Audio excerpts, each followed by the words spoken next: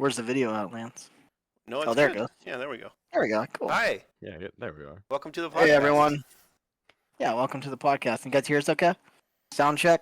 Make sure everything's working good. Everybody sound all right? Lance's dog's just running around in the background. Yep.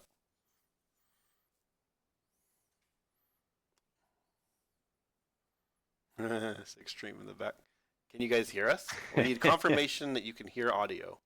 Press 1 if you can hear us. Yeah, For real. for real this time. Actually, push one. Right. Please press 1. I beg of you.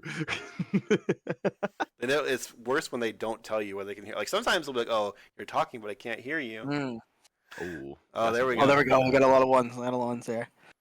We can hear Bubbles and Ray, but what about Lance? You guys just not want to hear Lance? Well, I'm the one who Is that it? said push one, so I assume they can I hear mean, me. Bub said it too. Oh, that's true. Mm, I think they can hear me. we chose to ignore. What What about? Lance.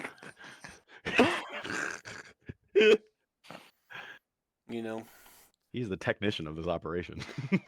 That's True- rough, dude. That's true rough. geniuses are rarely appreciated Yeah. in their own time. Yeah. Me and Lance together used when it to, comes buddy. to technology is like a D rank player, dude, with both of us combined. Like when it comes to our technical ability at fucking Twitch and stuff, definitely D rank. So Look, we got the chat on there. I mean, come on, that's pretty professional. Chosen did that shit. Shout out to No. Chosen. He's We watching don't- this, dude. No, we don't need to worry Shout about out the to details. Cho. All right, so we'll go ahead and get this thing kicked off. So, welcome to what we're gonna call it. We just discussed before we went live, season 2 of the Lance and Ray podcast. You guys better enjoy this episode because it may be the last one. This may be the season finale right now. So, welcome back to the podcast. I think it's been about 8-9 months since we've done an episode. I think Frankie was the last one, right? Like post Evo. Yeah, whenever Evo was, that's when we did Yeah, last so one. so that's been a minute. So we've been That's cooking up fun. something good for you guys. So we got Bubbles as our returning guest, Mr. Bubbles Falcon, actually, fresh off the Dinshin showdown this past weekend. So we figured we'd bring him on, discuss kind of the past year, Third Strike, what he's been doing, and where he's gonna go for this year. So, Bubbles, how you doing today, man? How's it going? I'm doing great. How y'all doing? Pretty good, man. Welcome to the podcast. Pleasure having you on. Yeah, thank you so much for having me. This is an honor to be on. Very nice Um, to be the starter of season 2, potential ender of season 2. This is the most polished we put this podcast. So for the first Ooh. season, we're calling this a season, as I mentioned earlier, because when you take a 6-month break, you just call it season 2 when you start again. But in previous episodes, our video did not align properly. We didn't have this guest Bubbles up here, so this is the best thing. This is the highest production quality we've ever had. So Yeah, I busted out the posters and the picnic table back there for the stream. So Mhm. pulled out all the stops for you guys. So Beautiful. Yep. Very high budget. I love it. yep. let's go ahead and get it right into it. Bubbles, welcome to the podcast. Let's kind of talk about first about how you got into Third Strike. Right? When did you find out about this game? When's the first time you seen it? When's the first time you laid eyes on it? So the first time I saw this game, I was actually going to a Smash tournament. I was going to a Project M tournament. This major called Blacklisted Huh? up in Boston. Wait, there's a Smash tournament called Blacklisted. because the game I play is called Project M. The jokes write themselves, bro. The jokes write themselves. Anyway, continue. It's right there. Yeah, I was playing a banned game. What can I say, right? It just comes with the territory, huh? What year is this? 2019. 2019. Okay. 2019, I'm going for that. And it caught me, at that time I was going to tournaments for Project M, and I was kind of on my way to like burning out, and just getting frustrated with the game a lot. And we're on the way up there with my like a whole van full of people, and my friends are playing on a laptop, and they're playing Third Strike. And Okay. I'd never seen the game before, but I'm just, I'm in the back seat. I hear them playing it, and I'm like, wow, like, what's that sound? Like, like the noises sound like great. Like, just like the music sounds great. Like the moves hitting sounds great. Parries sound great and everything. And I asked them what the game was, and they were showing me, explaining to me how like the parry mechanic worked, and I was like, wow, that parry mechanic is kind of something I'm like looking for right now in like my Mhm. frustration playing Smash. And I played with them that night when we got to the hotel. I didn't even like practice for the tournament or anything like that. Mhm. Uh, like we were playing it every night in the hotel, and I don't know how I placed in the tournament, but on the way home, I uh I stayed at my friend's house in the city, and we just played project. We no Instead of playing Project M, we just played Third Strike, and I was trying to like figure out how to like hold the stick, and just played for like 3 days before I went home. Eventually, you know, and since then I've just been steadily grinding the game. So you went straight for stick, right? They weren't playing pad or anything. Just they were all playing on sticks there. They were all playing on stick, and I had Oh, thought yeah. maybe playing pad, but it Mhm. just like I felt so new anyway. It just seemed right to play on stick, so I was just like, I'll just play on this because this is what all the good players do. So, Yeah. and Yeah. one of the players that like helped me with like that crew of like people showing me the game. Mhm. One of them was Kenan Black, who's Okay. a New Jersey, New York Dudley. He's been playing since he was a kid, but he was like my first teacher in the game. He like set me up with like a crew of people that were all trying to play Third Strike at that time. We were all learning. It was like myself, Keychain, Chun player named Zork, Makoto player named Knox, Dudley player named Joe, and some other people. But that was like the core training ground at the beginning. So I had like a little bit of a group to try to like talk to people and like figure out how to work the game, because going into your first Street Fighter, this is a hard one to get into. It was very confusing at first. I didn't know what to do, Yeah, but and I think I I think it's liked it. better when you have like people coming up alongside you, right? Like when you have Mhm. people your skill level and you can kind of be like showing them like, "Hey, learn this," or like, "This is Yeah, new," and you can kind of watch each other's progression as well. Of like, "Oh, he learned this." Like you can literally see it build and build. I think yeah, that's super sick. So, yeah, how old were you at this time? You said 2019, so yeah. So I was 19. I 19. Okay. was Yeah, and the other players were a bit older than me, but like I don't know. It was super sick to be in that environment of like a group of like six people playing, and like you said, all sharing ideas, seeing people's improvements, and then like it's important in a competitive environment, and as a competitive person, you want to put like targets on people Mhm. when you're playing to try to get good, and you aim to you aim to break down your opponent, and once it's like your training crew, you pay attention to how they play. You start learning uh things about the game at the same time they're learning things about the game, so you get to apply things, and it's like it's a whole it's just a nice little like dojo almost. It's like we're all just trying to train and try to beat each other's Mhm. ass, which is the essence of the game, right? Yep. So did you go straight to Ryu? Is that the first character you picked up, or did you kind of experiment before you eventually landed on Dinjin? Right. So Denjin actually came a lot later in my Mhm. playing. I didn't start playing Denjin until like 3 years into playing the game. Um, but basically how it started was I play Captain Falcon in Smash, and Mhm. that character is basically super fast, grabs you, mixes you up, you die. Like fun Mhm. character, right? Very fun. He hits you, and he can hit you once, you might go for a ride and just die. That's my type of character. That's who I like, right? Mhm. My uh Ken and Black and the other players were recommending you should try Makoto. I was like, cool, Okay. I'll play Makoto, and I still agree. I think if I had played Makoto, I think it would have turned into a pretty solid player myself. But at the time, I simply couldn't do it because I'm new to stick. I can't dash. I'm so shit with the stick. I can't do anything. So I'm Mhm. playing this character. I'm having trouble even just like blocking low or like even doing like a super input. Like playing a character of that speed is really hard at the beginning. Mhm. So I couldn't walk. I was like, okay, I'm gonna play Dudley. Dudley was another character they recommended. Similar concept, like okay, hits you once, big damage, mix, mix, mix, he's dead, right? Mhm. And I played him for a little bit, but his inputs were still too hard for me at the beginning. So I started playing SA1 Ryu because I just instead of focusing on the double quarter circle, I was like, I'm just gonna aim to do perfect fireballs because Mhm. I need to train these up so I can get to the next stage. Because like when you can't super, you're barely fucking playing the game. Like Yeah. it's really hard with certain characters where their potential is unlocked by execution like that, and I'm still just trying to figure it out.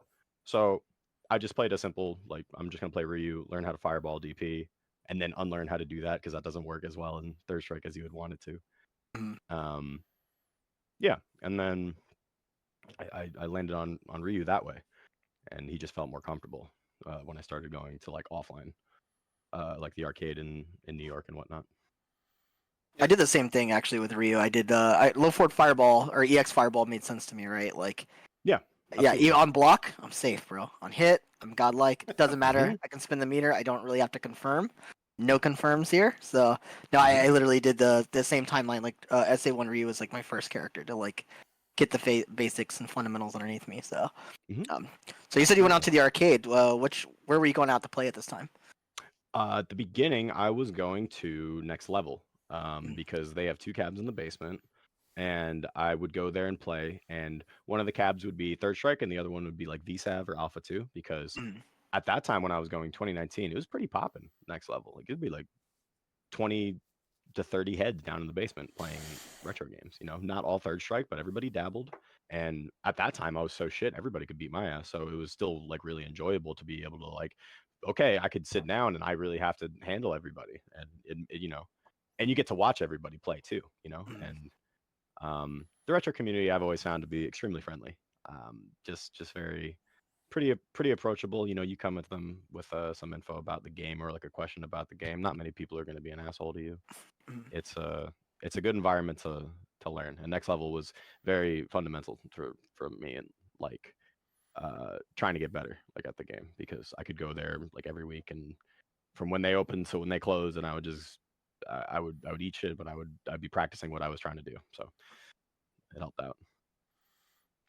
How It's was kind of that? a different. Oh, go Lance. Sorry, Okay, bro. that's fine. How was that experience? So so it's very different from how I came up, right? I came up Hmm. exclusively online, and I played mostly terrible players for a couple of years. But you went right Mm, into the heart of things. You went to Next Level, which is certainly one of the two. I mean, you could argue certainly it's top two scene. We'll just say that top two scene in the United yeah. States in terms of level and quantity and quality of players. So you're a Hmm. newbie who's just playing some of these really great players. I imagine, like you're kind of alluding to, you kind of got your shit pushed in for a while. So what was that Oh yeah. experience like? Extremely frustrating. Okay. But also it made it a lot better because it's there's something specifically about um having a crew and having like people that like believe in you, and like you try to like you try to like workshop ideas with them. If I was ever like really upset, for two things I would do, if I was like really upset, I would go outside, but I would mainly just like watch the opponent play and watch other better players beat Mm-hmm. them and figure out why. Like Mm. what, like even if it's not the same character, it's like they have the same defensive habits. Like how do you blow that up? Like I can apply that into my own character because I have my character knowledge. You Mm-hmm. know, the other person's just playing different character. He's just trying to blow up this person that's playing this way, right? So I'd watch them, um, or I would like wait for the good players to go get like food, and then I would like really try to get like more games, Mm-hmm. because you know sometimes it's really hard sometimes in a big region that has great players. If there's two cabs, winner stays on. Like how many of you guys are going to be able to beat like Mutant XP or like Ahmed or Frankie? Like sometimes they would show up and I would just like you just can't fucking even touch them when they're that good. Sure. Um, and then like everybody even below that skill level is like there's still a lot of like strong players, even players that don't main Third Strike. Like they just show up, they know some stuff they learned in 2008, they just body you, right? And I don't know.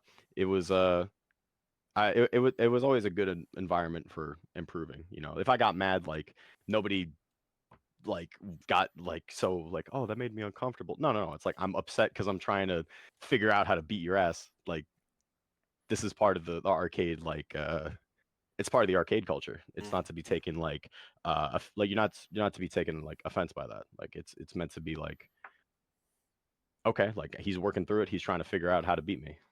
You know.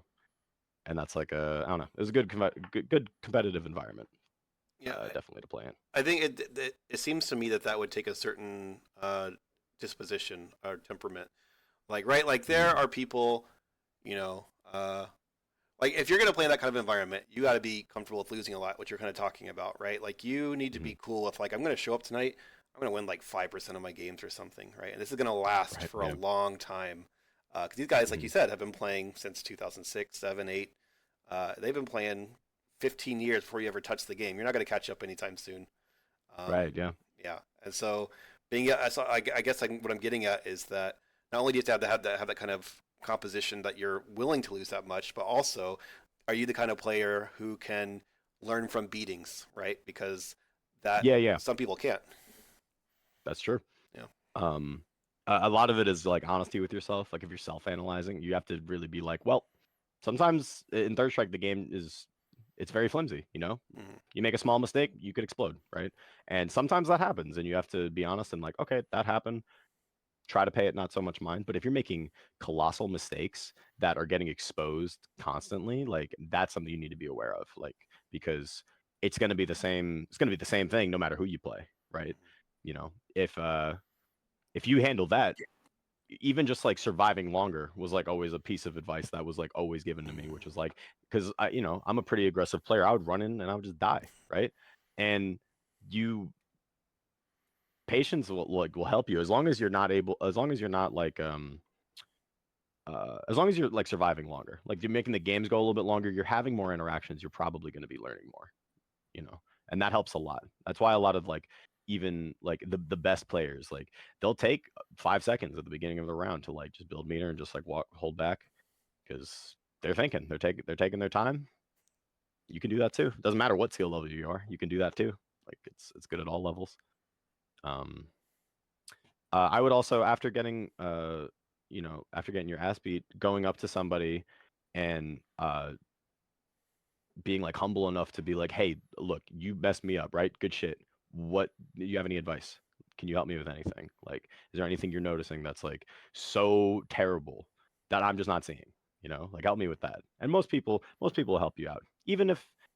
Um even if their advice isn't 100% true, they're still telling you what they're thinking to beat you, which is vital. You know, like you can, even if it's not factually true, you can like decipher like what that is, how important that is, and just apply it to your play, so you're not going to get blown up like that.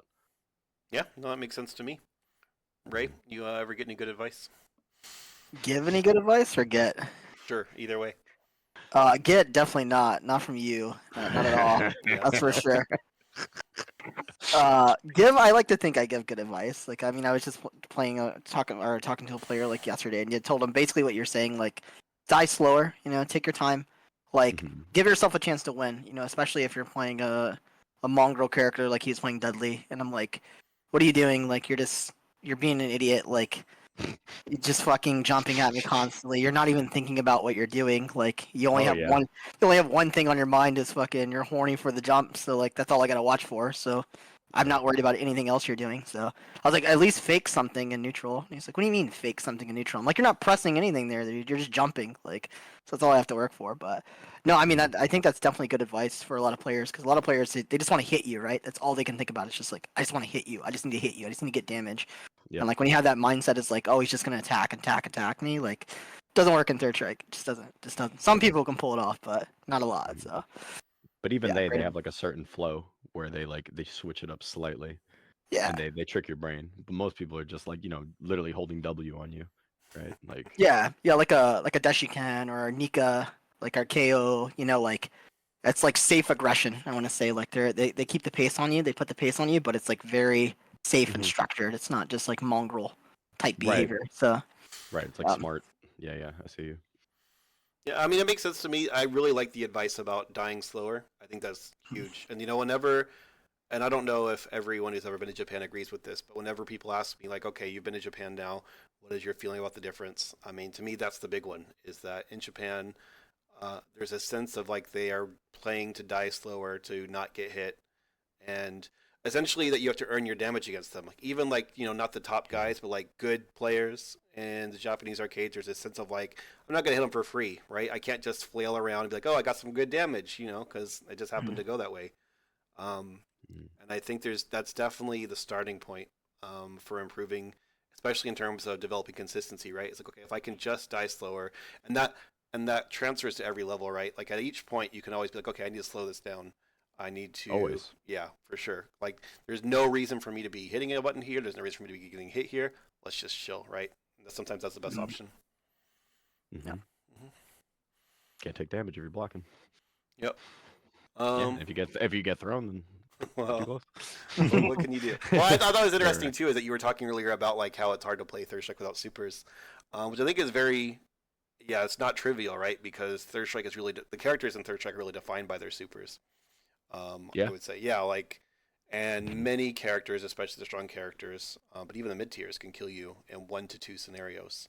So, and that kind of Yeah. feeds into what you were talking about earlier. It's like I made one minor mistake and then I lost, and that's definitely true in this game, right? Yeah, it's frustrating at every level. You could be brand new. It's frustrating. I get it. They wake up forward parry, you die. It's like, yep, well, they've been doing this 26 years, man. I'm sorry. Like, go low next time. Like, I don't know what you want to hear from me. Yeah. Um, Yeah, I got in a Discord argument a couple of days ago, last week I think, and it was about someone who plays Third Strike but doesn't really understand Third Strike, and they're just like, yeah, the game's just bullshit, right? They're just gonna like wake up guest parry and I get like 100%ed by Urien or Dinjin mhm. Ryu or Oro or some nonsense, and I'm like, they're not, those aren't even the best characters. Like, Right. those are like middle of the pack type ish characters. That's not even like the best ones. So Right. it's like, well, what do I do? Like, this game's stupid. They're just guessing. It's like, well, maybe just don't hit a button. Just don't Yeah. hit a button or wait to hit that button. So Yeah. yeah. See what happens then. A lot of Mm, Third Strike I find is to like is improvement is like it comes with testing. Like mm, you have to be doing something, think of something else to do in that situation and see how it works. You know what I mean? Like if you're getting blown up in like whatever situation, like a lot of Third Strike is just like testing the water. Like they're forward pairing all the time. You learn that because you just got blown up on a wake up guest parry. Uh, Now you try something else. You try to go low. Maybe they go down that time, right? So now you have to implement a strategy that covers both, right? There's like there's aspects of that play. Um, I mean, well, it's just like universal mechanics like that in this game. They're so powerful, right? mm, But I don't think it's to the point they're broken. Like not at all. I think, and if they even are, I would argue that they're valuable in the game because um, it it makes offense harder to implement, and it also makes it. Um, I mean, like you wake up, the game rewards you for guessing right, which mm, is a beautiful thing that a lot of games will not always let you do. It's just like the true like, okay, you know what they're going to do. mm, Universal mechanic, tap forward, explode. Like that's a good thing to have in a game because some people play so repetitively, and yep, Third Strike rewards a lot of like freestyling and a lot of like structured play around these like really high risk, high reward options. So I think as even like it used to be my least favorite thing, like wake up guest parry, wake up high guest mm, parry. After I've hit them low 27 times, it doesn't matter. They're gonna do it right. Frustrate me to no end, but it's like there's so many different ways you can like pick apart your opponent in this game. yep. So I find more fun in like implementing those and like working around somebody that plays like that now. Yeah, that makes sense to me. I mean, I think like you can often set the tone, right? Like if you're Oki, like yes, you Hmm. should be worried about wake up guest parry. That is a valid Of option. course. For many characters, that is a really strong option. Like if they guest parry and they guess right, okay, they take half your life, or maybe they just win, right? Makoto Right. can just get wake up guest parry and win. And so you kind of find yourself playing around a few different things. You kind of find yourself playing like, okay, I can delay my attack, right? Or play Hmm. off rhythm. Yeah. Something that I don't know if this gets talked about that much, but something I've really noticed with some really great players is that they're just a little bit off rhythm. Like, for instance, when I'm playing Yuki, I feel like his shoulder just happens like 1 split second after I think it's coming. Yeah. Yeah, and I'm like, oh well, I Mm, either eat yeah. it or I have to guard it, but I ain't parrying it because I can't find the rhythm, right? So there's that. There's like, okay, I'm just going to slightly delay my attack on his wake up, or he'll just walk up, throw him, right? And now he's thinking about throw, and maybe next time he wakes up parry, he like wake up parries and whiff grabs, right? You're always Hmm. picking apart your opponent's offense, you're always or your their defense, and you're always picking these offensive choices to kind of put you back in control. Like you're always playing Yeah. around the mechanics to do that. Hmm. And it's super cool. Like finding that flow and being in that flow with somebody you're playing, it feels really cool. Like it's just very fun, especially if you're and you enjoy the matchup and all that other stuff. But it's crazy how uh you can really swing momentum so Mhm. quickly in this game, and I find that to be one of the most fun things in this game. Like the characters that can like really swing momentum like crazily. Just a couple of reads put together really quickly, and it's like wow, the game. If you went back in the VOD 5 seconds, you would not think he's winning that game. Like Mhm. Yeah. that's and that's a very interesting thing in this game because it's so delicate.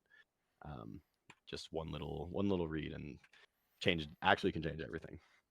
Yeah, you can't get lazy on defense, even like when you're ahead. I have that bad habit of mine sometimes, like, yeah, fuck it. I'm up 70, 80%, whatever. I'll try this, try this.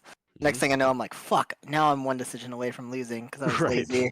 I'm lazy and I decided to do wake up nonsense or whatever, and now I'm fucking dead. But Right. yeah. Scary stuff.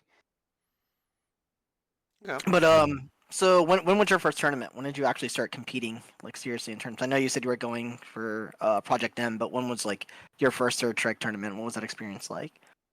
So first Third Strike tournament was 20 must have been like 2020 or something. It was at this tournament. It was called the Quarterly Report, and it also had Melee there. It had Melee, it had like Eunice. It was in New Jersey. My Smash friends, they drove me. Shout out to Kyle. They drove me over there and we played. I went 0-2. I think Frankie and Steelhammer were at that tournament. Okay. Yeah, that was pretty cool. And they were both still very nice. You know what I mean? Like, um, they knew I was friends of Ken and Black, so they were, they're just friendly anyway. But like, they were very friendly, um, to me because of that, because they were like, I was basically vetted by Ken and Black, so that was super nice. That was like, yeah, that was the first Third Strike tournament. But as far as tournaments are concerned, I've been going to tournaments since 2015, since playing Um, Melee since I was like 14 years old. okay. So I have a fair amount of tournament experience, despite like not playing Third Strike as long. Okay. It shows. I feel like you have good tournament resolve. I will say that. Like you'll when Thank you're you. playing, like either if you lose, like I can see like kind of take it in, breathe for a second, and then Mhm. like next matchup you're like back to it. And then you don't look at brackets, right? You're not a bracket licker guy. No, I've been in the That's past. Doesn't help really me. Doesn't help me as really much as I would like it to. Um, in in here's the thing. In Project M, I used to, because I found that it was pretty helpful for me to try to look up like a VOD of the somebody who I'm playing against. Um, in Project M, it was really hard for a couple of reasons because there's so many matchups in that game. There's 42 characters in that game. Um, and it's hard because the game's small. So your region just might not have a character. yeah. You go to a tournament in a different state. Um, you don't know how to play against Sonic. This region has 6 of them, right? Mhm. So now you have to figure out how to play against this character that's really dangerous, right? And I find in Third Strike it was like playing a 2 out of 3 in that game is in Third Strike is it could be a bit more dangerous because like things can go wrong so quickly. But like typically I try to play the matchup in Street Fighter more. Mhm. When I would play in Smash, obviously you have to play the matchup too, but a lot of people play it very habitually because they're just kind of moving fast, pressing buttons, and if you get hit, you just die, right? So I would look at their habits and I would try to like take advantage of that in neutral because if I get one neutral read as Captain Falcon, they actually will die, depending on the character. So that was like more my motivation to look at the bracket.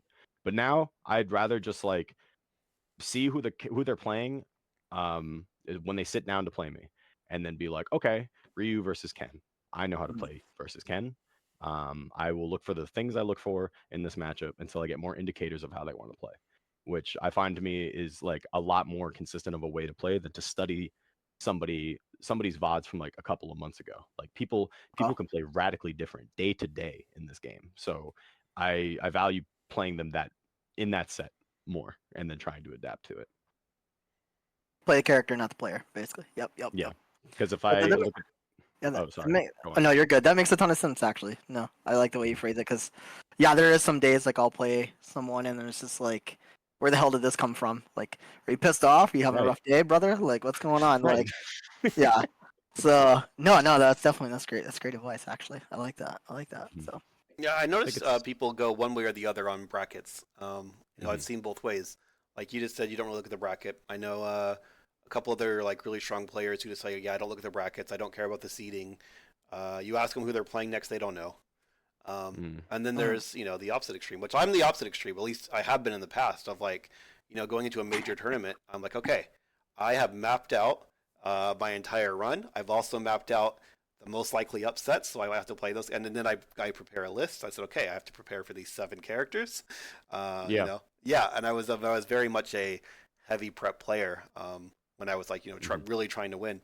I think it just it's just whatever makes the most sense for you, right? It's ultimately, Agreed. yeah. I mean, that was definitely effective for me. I don't know that it's effective for everyone. I know if I've done that for some of the other Dallas players too, where I've been like, I've given them a big fucking breakdown. Here's my essay about what your Faustings experience is going to look like. Right. Whether that Yeah, helps, and I I think don't know. that's. I feel like that's almost worse for me because it's like, okay, here's your breakdown, and then here's who you should be playing at the end of the bracket, but don't you dare fucking lose to this, and this on the way. And then now I'm just like, I'm not even thinking about like the top guys or whatever. I'm like, fuck, I don't want to lose to this guy second round. Like, that seems stressful. Like, so. Oh yeah. And that's dangerous, right? Like looking forward too much and being like, okay, I will play this guy in grand finals. It's okay, well, there's 6 matches before that, right? So unless you're very confident you're going to beat all those guys, you can't necessarily do that. No, you gotta take it one by one. Like I fall into that category where I look ahead, I get excited to play somebody, and I'm not present. And my strength is when I'm present and I'm calming myself down, and I'm in control that way. If I'm looking at the bracket and I'm like, oh, I want to play so and so, I get like I just try to remind myself when I'm getting nervous like that. I just like, dude, just one round at a time, just focus on that. As simple as it is, because you can't even, like, I've thrown so many sets being up like 2 games, 1 game, like you have no idea. And nothing frustrated me more as a player than like throwing a lead like that. So I really put a lot of like my mentality points into just like keeping the pressure on and like holding my mentality no matter what happens, so I can, if I'm upset, I'm gonna try to be upset after. And that way I can like keep playing through, even if like I don't, like, I'll think about stuff that doesn't matter at the time, like you're saying with the bracket. It's like you wanted to look forward to grand finals, and it's like, and if I'm losing, if I'm down 1 game in a set like real early on, I'm like, man, I'm not even gonna make it to fucking grand finals. And like I'm in my head, and it's like, this is stupid, because it doesn't, right now it doesn't matter, it's not gonna help me to be mad. So I just like, okay, be mad later, just play, and just take it, what character are they playing, figure it out from there. Just focusing on things that like will keep me in the game, right. And if I would look at the bracket, I could like psych myself out too quickly, and That's always the worst feeling too, right? When like you're in the middle of the match and you have that feeling like, oh, I'm gonna lose. Like like that fucking feeling is the worst, because it's like, I don't know, you can just feel it like, oh, I'm gonna lose, like this is it, like I'm gonna lose, and it's like, oh no, like I shouldn't be thinking this way, like right. I should be thinking about how to win. So right, all my friends are gonna be like, how'd you lose to them? And you're like, why am I even thinking about that? Like, what the fuck? Like, of course it's gonna happen, but like I don't need to be thinking about it right now, man. Dude, I'm like the worst when it comes to that in tournaments. Like I'm very much like, I start thinking about everything that's not the game at the moment. Like fucking like, oh, why is that dude wearing that shirt? Or like someone will say something like behind me, and I'm like, oh, can I really do that? Should I be punishing? I'm like, why am I thinking about this right now? I'm like literally playing a tournament set. So yeah. It's the worst when you focus on like somebody like shit talking you like outside, and you're just like, man, if you would sit the fuck down on this couch, I swear, like you're gonna get blown up. Like it's like stuff like that. It's I don't know, it comes with the competition. It's the competition is really what it is. It's just so fun. There's nothing really like it. And I'll take, even if it's annoying at times, I'll take all of it. I'll take all the good and the bad. Like that stuff is just so fun. There's no environment like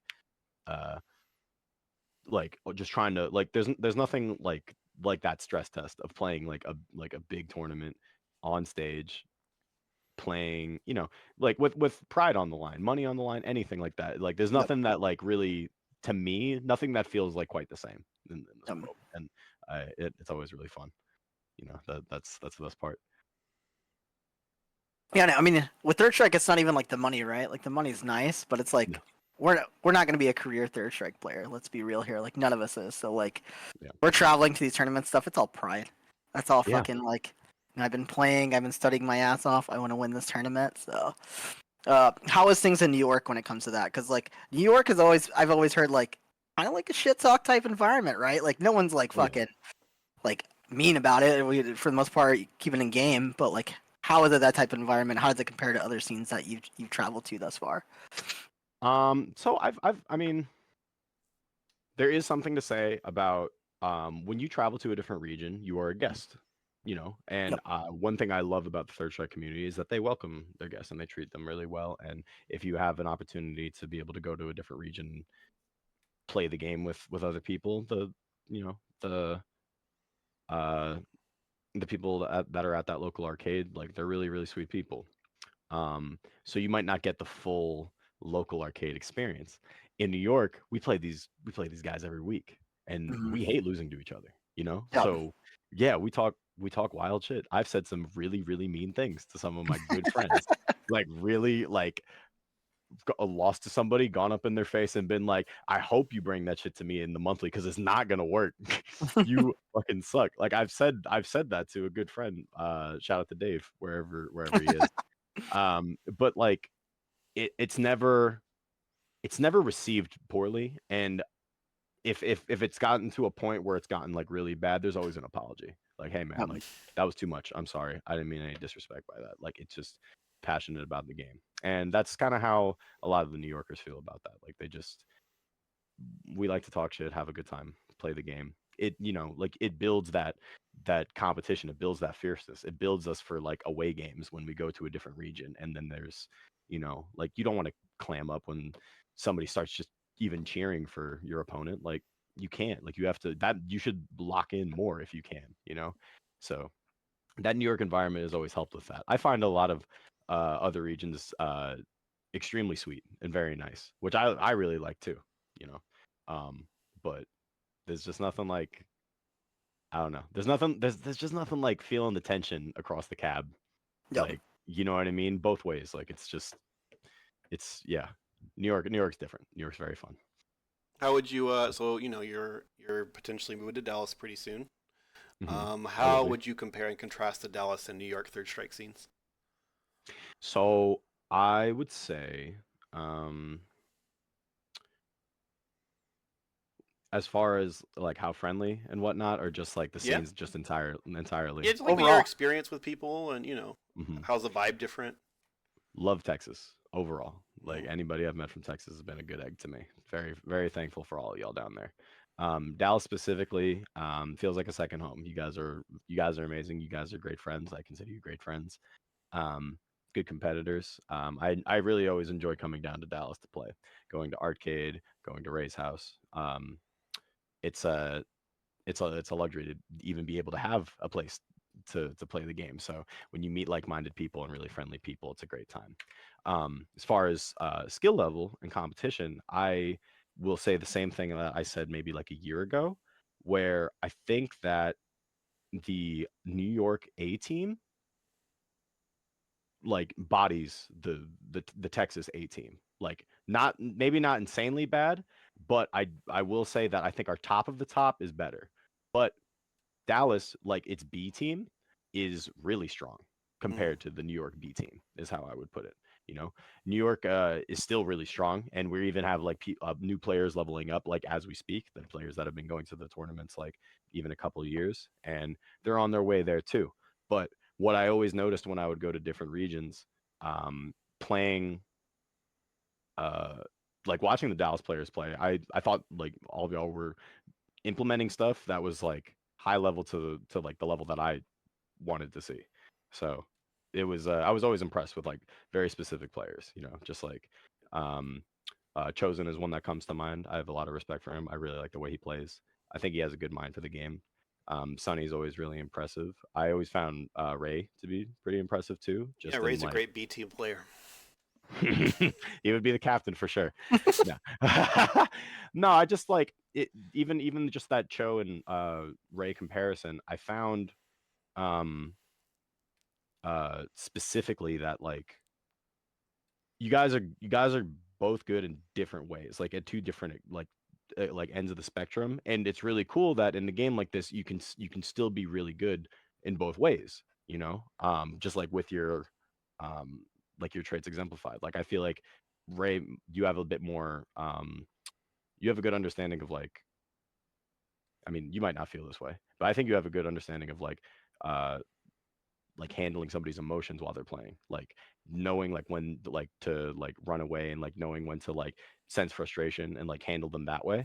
I think you play really well like with that. Whereas Cho, I find him to be like he knows the like certain perfect situations to where he can get like the maximum damage and like a ridiculous combo and setup, you know, where like I don't know. Like both sides like playing both those ways is like really effective and like will get you far in tournament. So traveling like the last year and like the year before that, I felt that way Yeah, me and specifically. Cho argue over that all the time. Like, he's like, "Why would you do that?" And I'm like, "Why would you do that?" Like, fucking, it Right. is nonsense, nonsense. But he's like, "Oh, yeah, that's stupid. Why would you do that?" I'm like, "Oh, yeah." But no, I Of hear course. you. I hear it for sure. But the beauty of Third Strike, right, is like you can watch one person play the same character, and it's two different viewings, right? Like you Mhm. can, and that's what's so like.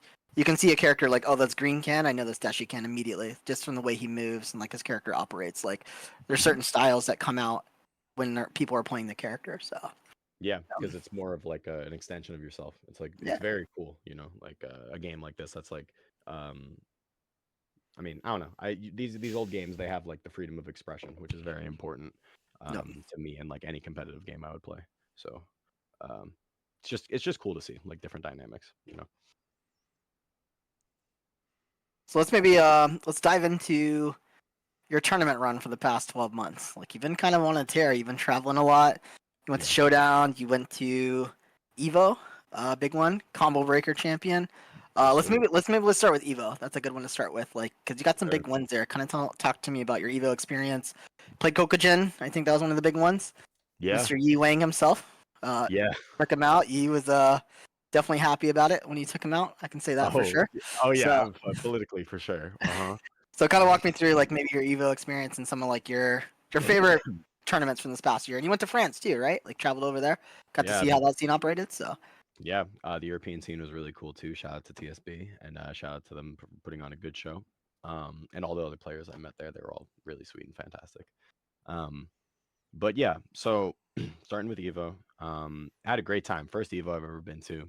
Really cool that it was the biggest Evo or the biggest third strike bracket, I believe. mm, Like 1,200 doubles and players. Yeah, yeah, 1,200. That's insane. Yeah. kind of crazy to think about. I mean, you know, I'm personally I'm not like the hugest fan of like majors or like big tournaments, but you know, Evo like third strike at Evo, come on, like you have to go to that. Like it's too that's too important. So went there. I had a really nice time. It was my first time in Vegas overall.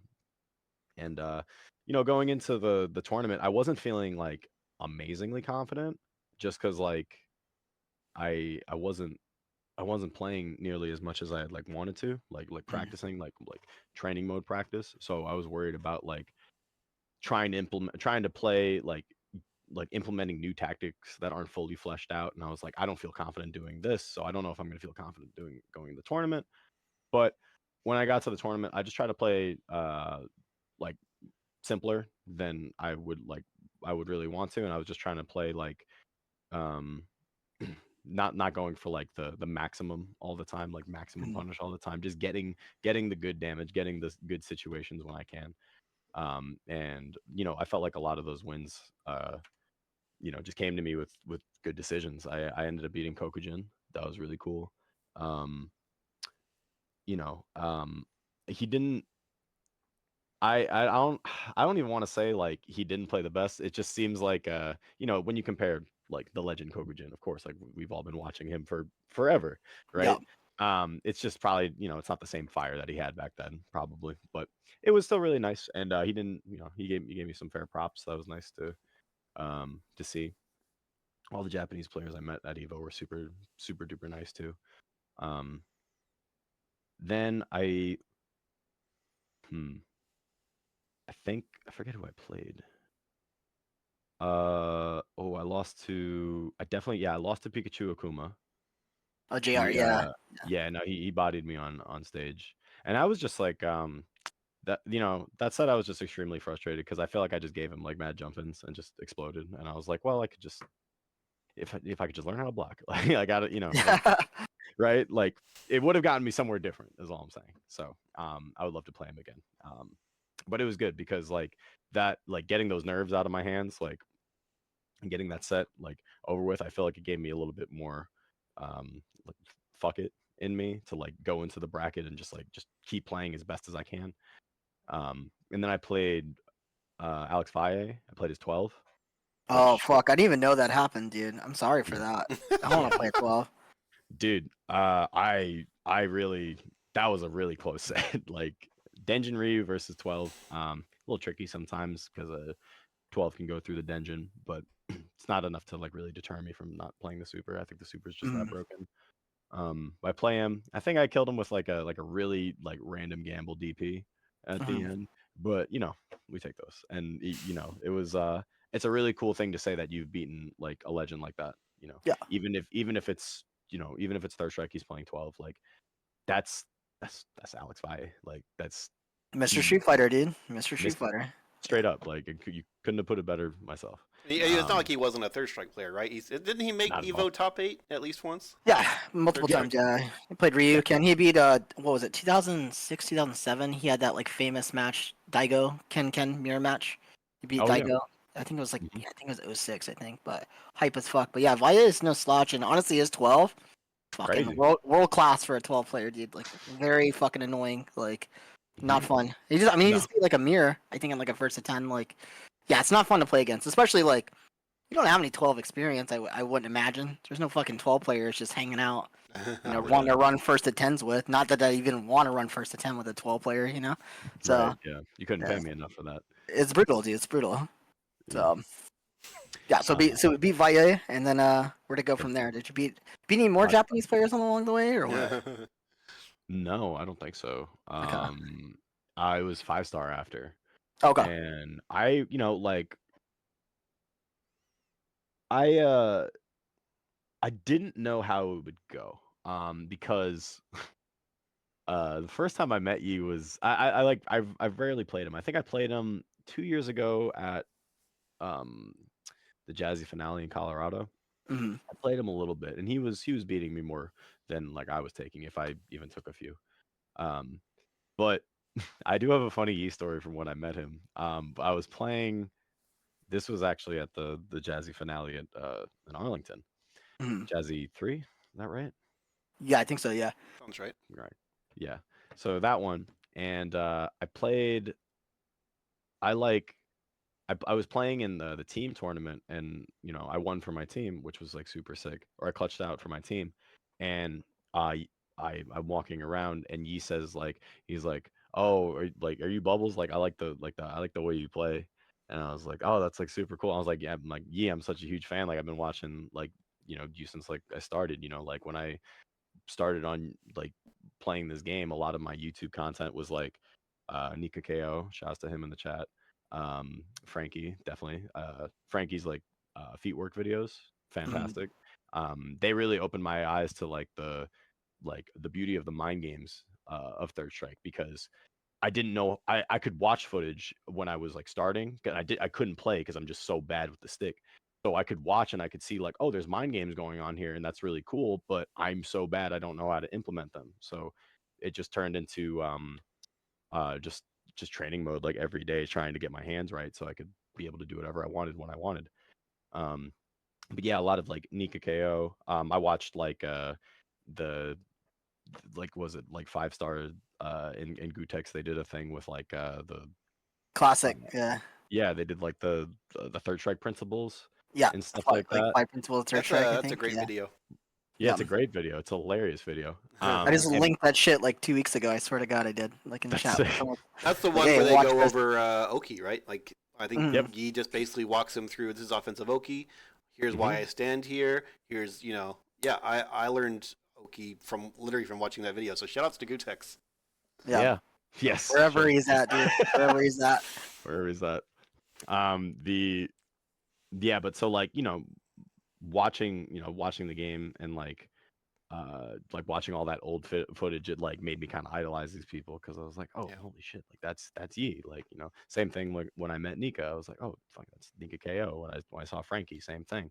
Yeah, You when I know, met Wax the first time, same thing. Yeah. I was just like, yo, Wax, let's go, dude. This is your home, brother. No, uh, yeah, but yeah, I asked Yi, I was like, hey, like, do you want to play any?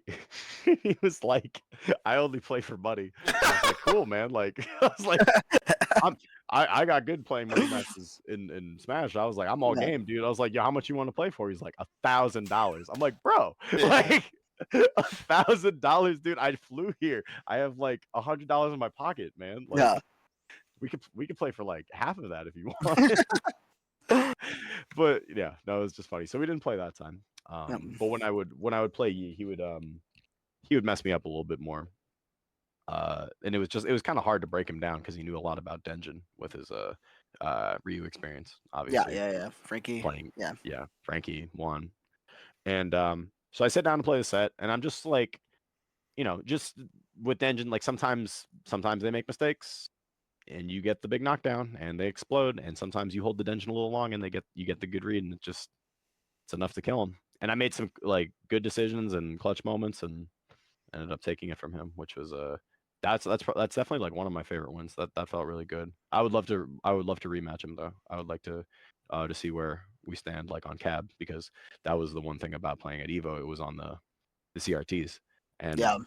I'm not one to like make an excuse about that or anything like that, but I'm just saying I would still like to play him more. That's all I'm saying. You know. Yeah. Is there footage of that match somewhere? I not that I know of, not that I've been able to find. The And only not, thing was the Kokujin one. yeah, not if somebody recorded that was it. Like, I don't know. That day was weird. Like, I feel like matches were just going down, like hype ass fucking matches, and like top 64, and Yeah. like none of it was on stream. Like, Yeah. it was just bizarre. Shout Yeah. out to Evo. Thanks, Shouts buddy. to Evo. Appreciate They, that. they weren't using the side stream either. Thanks. Yeah, just That's crazy. anyway. That's, So yeah, that's what you expect. Back to I the think. match. Yeah. Anyway, continue. here, one sec. Um, I'm gonna step away, boys. I had 4 beers. I gotta take a piss. So All right. Go piss, girl. You're set. you guys can keep talking. No, keep Yeah. talking. Yeah. Go Of ahead. course, of course. So you played Is he Yi. gone? You beat No. Yi.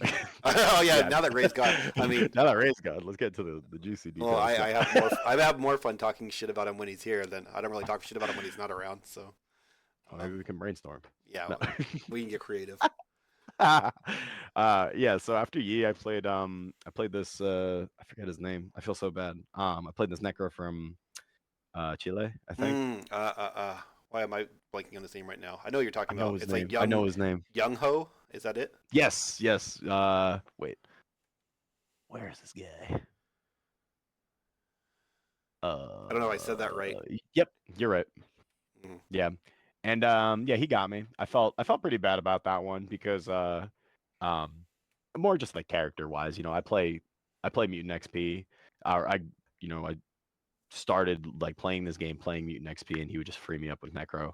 I don't think I've ever taken a like a set on him like that. Not like a 2 out of 3, 3 out of 5 set. And anytime I got close, I would just tell him, I was like, dude, I will never lose to another Necro, you know, just out of respect, right? Because can't be doing that. But yeah, that one felt bad because I was like, I just got in the top 24, and I was like, I wonder how far I could go. You know, like you looked ahead for a second, right? You were like, oh, I could go I this. did. Mhm. I really did, and that's part of that reasoning. It's like I don't think I deliberately looked ahead into the bracket. I think somebody showed me, Oh, and they that's something yeah, that'll get me sometimes. And you know, if you go to a tournament with me, I think most people in my crew, they know like not to show me this shit, or like not to tell me. Sure. But yeah, it was still a great tournament overall. The big stage at Evo, what a cool thing, right? Like I've never been a part of something that big. Like that was just like so awesome to see. You know, shout out to the homies Resolve and Frankie up there like representing. Like that was really cool to see. Uh and just, you know, like I don't know. it's such a cool thing to think like a game like this could have have a huge year at this time because of like the revival of retro, because everybody's kind of getting fed up with like how the newer games are playing, Mhm. so everybody's coming back to the old and gold, right? Of course, yeah. Yeah, Yeah, That's it's what I just always tell nice. people. Like, Third Strike owes a lot to how bad Street Fighter 5 and 6 is. Like, Mm, because those games are just fucking atrocious. So people are like, I like Street Fighter, but I don't want to play this one. What else is out there? It's like, hmm oh, do I have something to sell you? Like, right. Third Strike. So, I got the perfect thing for you. mm, But Yeah. also, people will just play the new thing and be fed up with it and complain the entire time, which I'm like, I'm trying to play a game and have fun, man. yeah. Right? Like, I'd rather be in an environment of people that just really like the game. That's sick. That's just super Mhm. sick. It makes you like the game more, right? But sorry, Lance, I didn't mean to Oh cut no, you no, off. no! You It's were your gonna say podcast. something. You can interrupt whenever you want. No, Hey, man, you're a technician. You can mute me for all I know. I I'll was be just gonna. talking for a full minute. I was just gonna say that I thought Evo this year was like the best we could have hoped for. I mean, I think on Yeah. this podcast even I was on record as saying like, yeah, it's it's corporate. Don't expect much. It's gonna be on Super Gun, whatever. But I will say, there's certain things we could complain about, right? People complained about the setups, which I think is fair. I did. We can complain about how a lot of the great matches were not on stream. That's fair. Nevertheless, it was like the best outcome we could have had for Third Strike, right? It's like you've got Of course. Ayao, you've got Frankie and Resolve up there. Resolve beat Shiro Mhm. Kuro, one of the top two Chun-Lis in the world. He had some really wise thoughts after that as well. Yeah. Yeah. So, and then, Frankie beat Rao. yeah. Yeah. Oh, Another big one. OD. Oh my Yeah. god, that was so sick to watch. And didn't Frankie beat Tomonaga as well? Yeah. Yes. So yeah, Yeah, insane, yeah. insane Frankie's showing for our bad. community. Yeah. Yeah. I I think don't it know. just Maybe it's validates. just maybe it's a Third Strike bias in me. But on Twitter afterwards, more people were talking about Hayao than anything. Right? Mhm.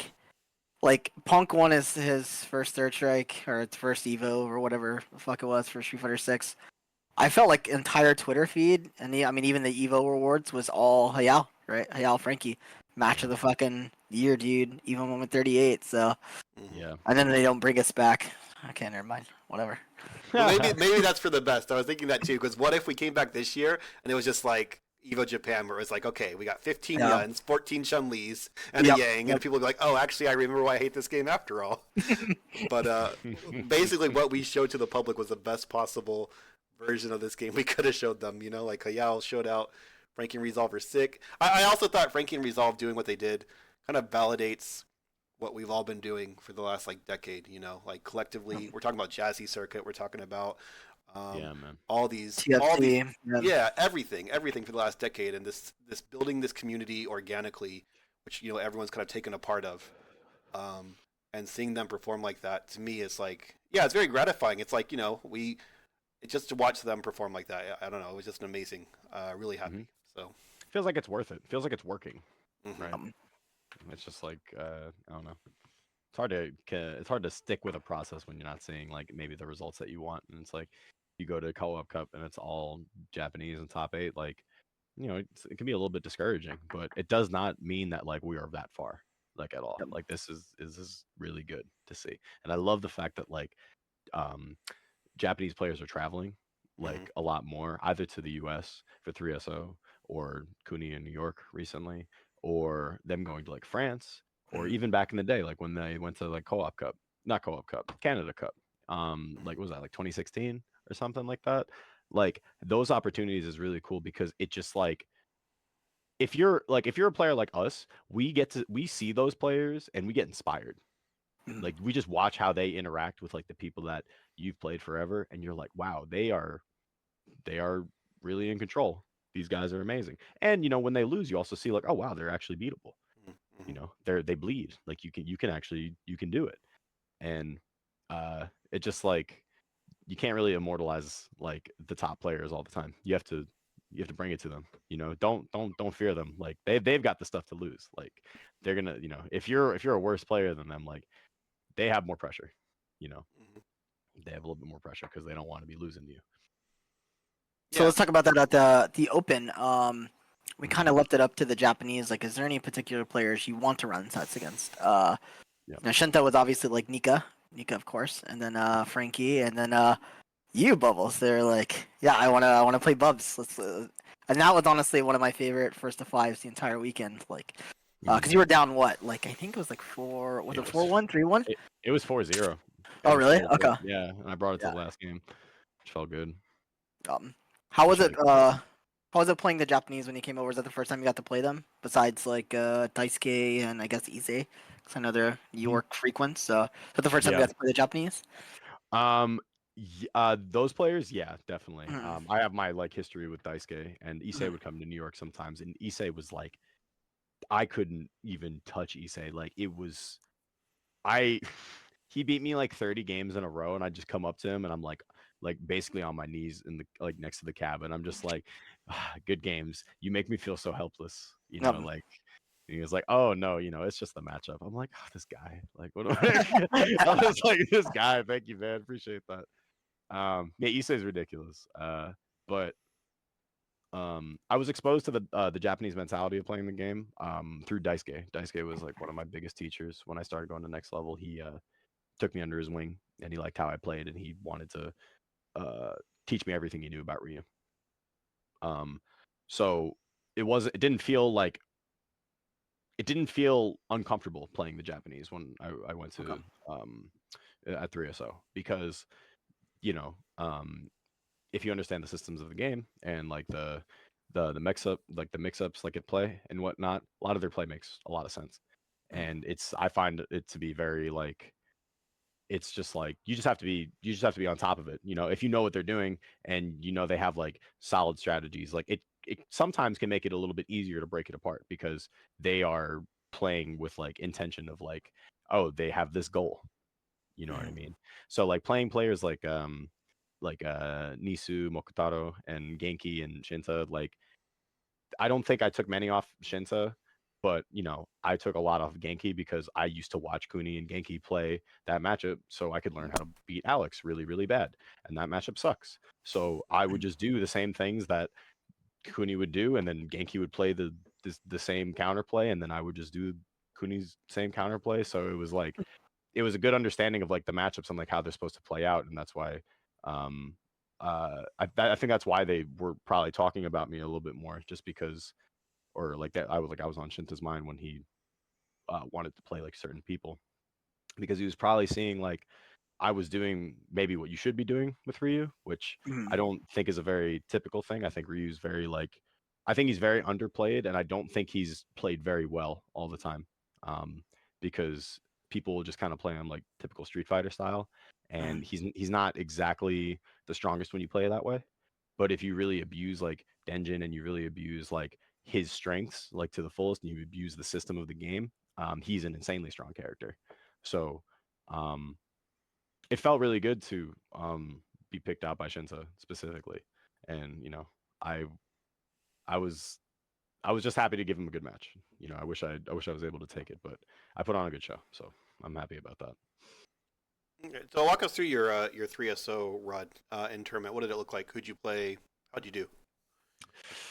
3SO. I might just look up the bracket. Yeah, that's fine. It's all kind of blurry to me now. There's been a lot of tournaments this year. Yeah, it's awesome. What a game! What a time to be playing the game, right? Yeah. 3SO. Yeah, and, Pull up and while you're looking it up, we can just talk about 3SO from a perspective. We never actually talked about 3SO because we just started Yeah, season 2 of this podcast. that's Um, true. To be fair, I was burnt the fuck out after the open, boys. I no, was tired. Yeah, I was understandable. tired. Ray needed a break. y'all were working hard. So, Appreciate that. so But top 3 at 3SO was what? Nika, Frankie, Kang. Yeah, that was hmm top. So, it's something I've always thought. I've thought about for a minute is that the strong Japanese players are visiting other scenes now, and Yeah. some of our best players are able to compete, and some of our up and comers are able to give them like strong showings. Um, I think it's fair. Yeah, there was, that's always been the reputation for, since before I played of like, oh, America's free, it's Japan, and then who gives a shit? Everyone else sucks. And again, that kind of validates what everyone's been doing for the last decade. Everyone's been kind of like growing together to the point where now when Japan visits America or uh, France, it's like a free win, right? Sometimes Like in the case of Yeah. 3SO, like Americans just get all of top three. Yeah. Yeah, and the players Shinto we was brought in are fourth. certainly like not slouches at all, So Hmm.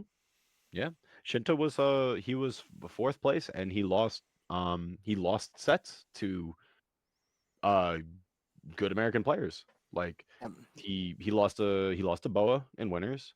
I think he may have beat him in the run back. I Let think me yeah, in look. the first of five maybe I think he won I that think one. he won the first of 5, but not Yeah, in bracket. I don't think. they did Uh, not. Yeah, not in bracket he didn't win. yeah. But in first of five, yeah, you're right. But first of five versus the young Hugo God Jason, Oh no, Jadzio we Penny. can't bring this up, Jason. Did you guys know that Tune out, Jason tune out, bro. beat Tune out. Is it? Okay. It's like a meme now at this point with Did Jason. you know that Jason Alright. beat him Shinta 5-2? Did you guys know that? Did you guys know that? Did I've you guys heard know? that. Because I'll I literally be like, "Hey, Jason, man, do you want like some cheese fries or something?" And he's like, "Did you know I beat Shinta 5-2?" I'm like, Put some fucking respect That's on his great. name. That's great, brother. That's fine. But do you want the fries or not, dude?" Like, "Oh yes, please." Like, "Oh, thank you." Okay. Holy, that's So crazy. I did not hear that he beat him 5-2. That's insane. Keep And I going. think the coolest part of that, because you could argue, well, it's just Nika KO. Nika KO's got America on his back, which of course Nika's very insane. But one key fact about 3SO, people might not be aware of, is that Nika didn't actually play any of the Japanese in top 8. And you guys Mm. would fact check me if I'm wrong about that. But like Boa puts Shinta in losers, Kang beats Shinta, Frankie puts Mhm. Genki in losers, and I don't remember who beat Genki. Um, So it's not like even like Nika carried America and carried us on his backs. It's like yeah, our American players like all just handled their business right, and Yeah. and then But Grand Finals was a real Nika classic. played them all first to 5 though, right? Yeah, If yeah, I'm he not did well. I mistaken. mean, he's gonna do what he's gonna do, yeah, he's the best. He's Nika's great. Nika's not bad, not but bad. not too Pretty decent shabby. player. Pretty decent player. So But yeah, it was cool. Okay. But yeah, tell us about how'd you do? I don't really remember that one because I was kind of Ray lost in tournament, disappeared for hours, and so I was just calling. this the is bracket the true. whole Yeah. time. Where'd you go, buddy? Yeah. Oh, I got a lot of beers deep, and I was just done, dude. I was done. I was just so tired from the weekend, dude. I was just like, fuck it. There's people here. They can run it. It'll be Yeah. okay. It'll man. figure itself out. So You deserve it. You're good, dude. Yeah, you It was did. still a great thanks, buddy. tournament. You did great Thanks, work. buddy. He But, did. He did a lot of work. That should look hard to handle. Shouts to all the TOs that make big sacrifices to put on a show for all of us, so we can actually be able to play this amazing game we all love. Very cool. Thank you, guys. But the Japanese that weekend, I mean, I was driving home with them every night, right? They were concerned. I will say that. Like, I mean, I'm not even joking. Like, they were very concerned with Boa for one. Like, they were like, in Genki on the way home, I could tell he's like, or I don't know. And then, you could hear them talking back and forth in Japanese, and sometimes they clue me in on what they're saying. Mhm. Like I was like, that's fine. But even when I got home, like they're sleeping upstairs. I go to get a water or something. I can hear them watching footage from the day. They're watching the match footage back. You could hear it like through their phones and stuff. So I was like, yes, that's what I want to. I want them to be scared. I love them. They're nice guys, but like, I don't want them to come over here and win our fucking tournaments, dude. I don't want that. So, Right. Not at all. That's really So- awesome, though. It's like. but yeah, your run. Who'd you play at the Open? Do you remember? Yeah. So looking at the bracket, I played GG to begin. Oh shit, Tick, tick, the tock, legend. The legend. Shout out to GG. GG. After I played GG, I played Rescue Ryan. that's a And- hard Oh one. yeah. How'd that go? I won 2-0, which was nice because he had beaten me in bracket the time before, pretty Mhm. sure. And it was I don't know. I know how scary Necro is. He's not a character that just automatically makes me very uncomfortable though. I just know his threat range. Like he's an extremely ridiculous character, especially versus Shotos. I don't think he has the worst matchups on Shotos. Like he's not an easy character to use and to maneuver around in neutral, but like his neutral options are very frustrating to deal with as a Shoto player. And if he abuses like really safe things, then and you don't actively punish or like try to red parry punish stuff, then it's a pretty hard matchup. Um, But Ryu has like the insurance of being able to like handle, like I think Ryu is a character that always typically will handle the lower tier characters a little bit better, just with the moves he has.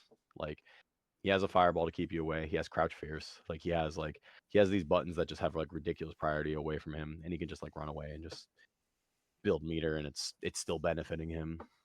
Either super SA1 or 2 or 3. So um yeah, no, so I was able to beat him, and then afterwards I played Boa and lost to Boa, Um, which was pretty hard because Oro Bo is is definitely a one of those Bo is a characters. problem, dude. Let's be real here. Bo is a problem. Like, Yeah, yeah, absolutely. He himself is a problem, and Oro is also a yeah, problem. That's the thing. That's the credit we have to give him because he's extremely smart and like a really really strong competitor and has some like he's got some good ass reactions. Like he's just on yeah. top of you. Like when like you try to like dash up and like try to pressure him. Like he knows what he's doing. He's really good. And then on top of that, the power level of Oro, like stop. Like that's too hard to handle if you don't Yeah. have a solid strategy versus that character, which I'm in the works of developing, but it Mm. was pretty lackluster then, definitely. Um, yeah, and even with like Boa's Oro, like Mhm, Yuki is pretty much like my encyclopedia when it comes to Third Strike. I'll like send him or mhm, show him something like, "Hey, what do you think of this?" or "Have you seen this before?" And he's mhm. always like, "Yeah, yeah, this is this. You can use this. This does this." And like I played against Boa, and when he was watching, he's like, "Oh, haven't seen that before. Oh, Mm, haven't seen that before." And I'm like, "Oh shit! If you haven't seen that before, then like who the fuck's seen this before?" right. Like, yeah. Now So I'm worried. yeah, but I mean, case in point too with the Open too. Like you're playing Rescue Ryan second round. That's Yep, like I mean that's the finals of like a monthly somewhere. That's a top 16 Jazzy event. Like that's I true. don't know. I just feel like that's how stacked the Open was. Like even Yeah. second round, you're playing top notch talent. So Yeah, yeah. like one of us has to go to losers is Mhm, crazy to think about. mhm. It's like we're fighting like that, but that was the tournament. That was the Yep. coolest part about the tournament. It was just like, wow. Like going to these big third strike tournaments, it feels like that. It feels like everybody can beat everybody like in certain Yep. spots. Like like the different power levels obviously, but like when you're in the same bracket as somebody or you're in the same like the bracket of like skill, it's like like it could just go differently like one day and it could go differently another day. Like that's like how exciting it is to watch, being able to like watch these matches like live while like everybody's hype, everybody's yelling, talking shit. Like it it makes these tournaments very special. Like you don't know what's going to happen. It's not just like played out to the seeds. Like people upset their seed all the time, especially in this game. Very cool to see. Yeah, speaking on that, I kind of wanted to ask you, and this will be Mhm. a good perspective for me and Ray because we're very here. Let me start at the beginning. So Ray and I are what we call tier whores. We played Mhm. Shun and Yun. Um, very cheap characters, right? Characters where if you play them correctly, it would be very hard to hit them. Yeah. Denjin Ryu, of course, has some limitations, but also has explosive firepower. Now, Yep. my thought process when I think about Denjin Ryu is like, and some other characters as well. Like obviously like SA2 Makoto and so on. Some of the high burst damage characters. As there's this range of results you can have, right? So in my mind, when I enter a Mm. tournament, I've kind of got a good concept of like, okay, I typically beat this guy, I typically lose to this guy, and I can do that consistently. Obviously anything can happen. Like you said, it's tournament, it's 2 out of 3. Yeah. But I imagine, and I kind of just want to get your thoughts on this, that when you play Denshin Ryu, you just have a wider range. Like, I could beat someone who's like a top guy. I could also just lose to someone because things went kind of screwy. So, yeah, I don't know. Do you have any Mm. thoughts on that? Yeah, absolutely. When I first started playing Dungeon, it was very much like that. Because it's the inconsistency comes with like that, like a character that's just worse. Like he's not bad. Like he's really not. Like he's a top 7, top 8 character. Like he's ridiculous. Okay. Dungeon's a top 5 super in the game. Like arguably top 4. It's insane. Like I would argue the fact that like I get to throw that at somebody who is also in tournament losers bracket. Like good luck. Like that's so much harder to deal with personally. So, um, I find that like I've had tournaments where like my peaks were really great, and then I've had tournaments that was like super duper bad. Like I remember I went to a tournament in Arizona. I got like 25th. Did really really. I didn't do that great at all, and I was so mad at myself. And I just like I had some like I had some like mentality things to work out, and then also like strategy things to work out because I needed like you can't like okay, right? You missed your dungeon. Now what do you have? You know, Sure. like that's where the inconsistency comes from. You know, and luckily I have like I played Ryu for 3 years without dungeon, so I feel a little bit more comfortable even without it. Like I can still make things happen. You know, Mhm. but developing that consistency came with like making a better game plan, you know, just understanding other characters, understanding how to break down like when somebody throws an option at me and like just like okay, he did this, here's how I counter perfectly, here's how I counter safely, here's how I counter if I'm like not playing that well that day. Like having a multitude of options so like you can play at your, you know, like you play at the level that you're feeling that day.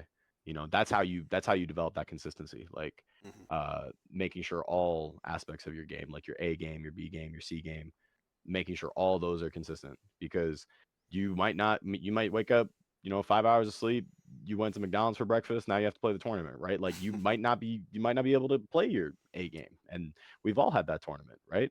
And you have to be realistic with yourself and just like slow down to that level to develop your consistency. So that's how I found a little bit more consistency. So it just like it I still have that wide range like you're saying of like who I can beat, but I feel very confident versus people that I've already beaten. And I feel I don't try to I try not to get nervous about like that. And I just try to just keep playing my game, do what I know, do what I know works, and if I have a mix up for it and they handle it then you know, good shit. That's fine. You know. I don't mind losing that way. That's okay. Yeah, you're always one decision away from winning, right? Like I remember Mhm. this was like a few years ago, and I never even did anything with this, but there was a time period a few years ago where I was kind of reaching out to a lot of good players, and it's like, give me your matchup chart for your character. Mhm. And I asked Swan FM, and he says, Oh, the goat. the goat. He says, oh, every matchup for Denshin Ryu is 5-5 because you can always win if you have Denshin. And I was like, makes sense to me, you know. Love it, Yeah. love it, love it, dude. He's a Love it. he's a beast. He's And a that kind beast. of character, I mean, it's kind of true about Ryu, right? Is like you literally Mhm. are always like you're never out of the game. Like you know, like you said, if you throw Denshin away and you got nothing, okay, you might have to do some. You might have to find a way to get that next Denshin, but you're always one situation away Mhm. from winning. So I imagine that threat level is very. I mean, if you can harness that in tournament, like you know, you're gonna be so scary, right? Yeah, absolutely. And you know, the way he plays with that confidence, and that's why he's so threatening because um he he just knows how good it is, and he knows he'll be fine. You know, I will sometimes get upset in my head about like matchups that I'm like, oh well, I don't like whatever matchup, and like I don't feel confident going into it, and I'll be getting mad while I'm losing and playing against it. But that's you know you're always one decision away from winning the game, like you said. Mm-hmm. And a lot of playing Ryu is just like staying in it Yeah. and just like because dude, you could be losing the entire game. You could lose 3 rounds in a row. You about to be 2-0'd really bad. And they do the dumbest mistake of all time. And it is go time. And you better be ready. It's like he's like Ryu similar to Urian in that way, where it's like you have to just you wait for that opportunity, even if it doesn't come the entire game, and then you do it and you better be ready to do it. Otherwise, if you don't do it, then you lose the game, you know?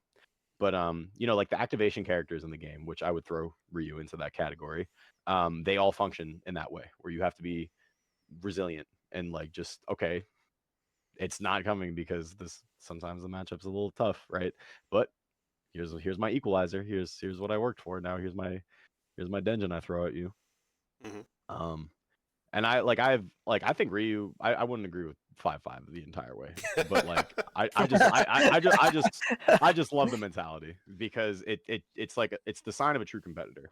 Because at the end of the day, it doesn't fucking matter what you think about the numbers. It doesn't matter like how emotionally invested into it that like you hate Chun-Li because that matchup isn't great, right?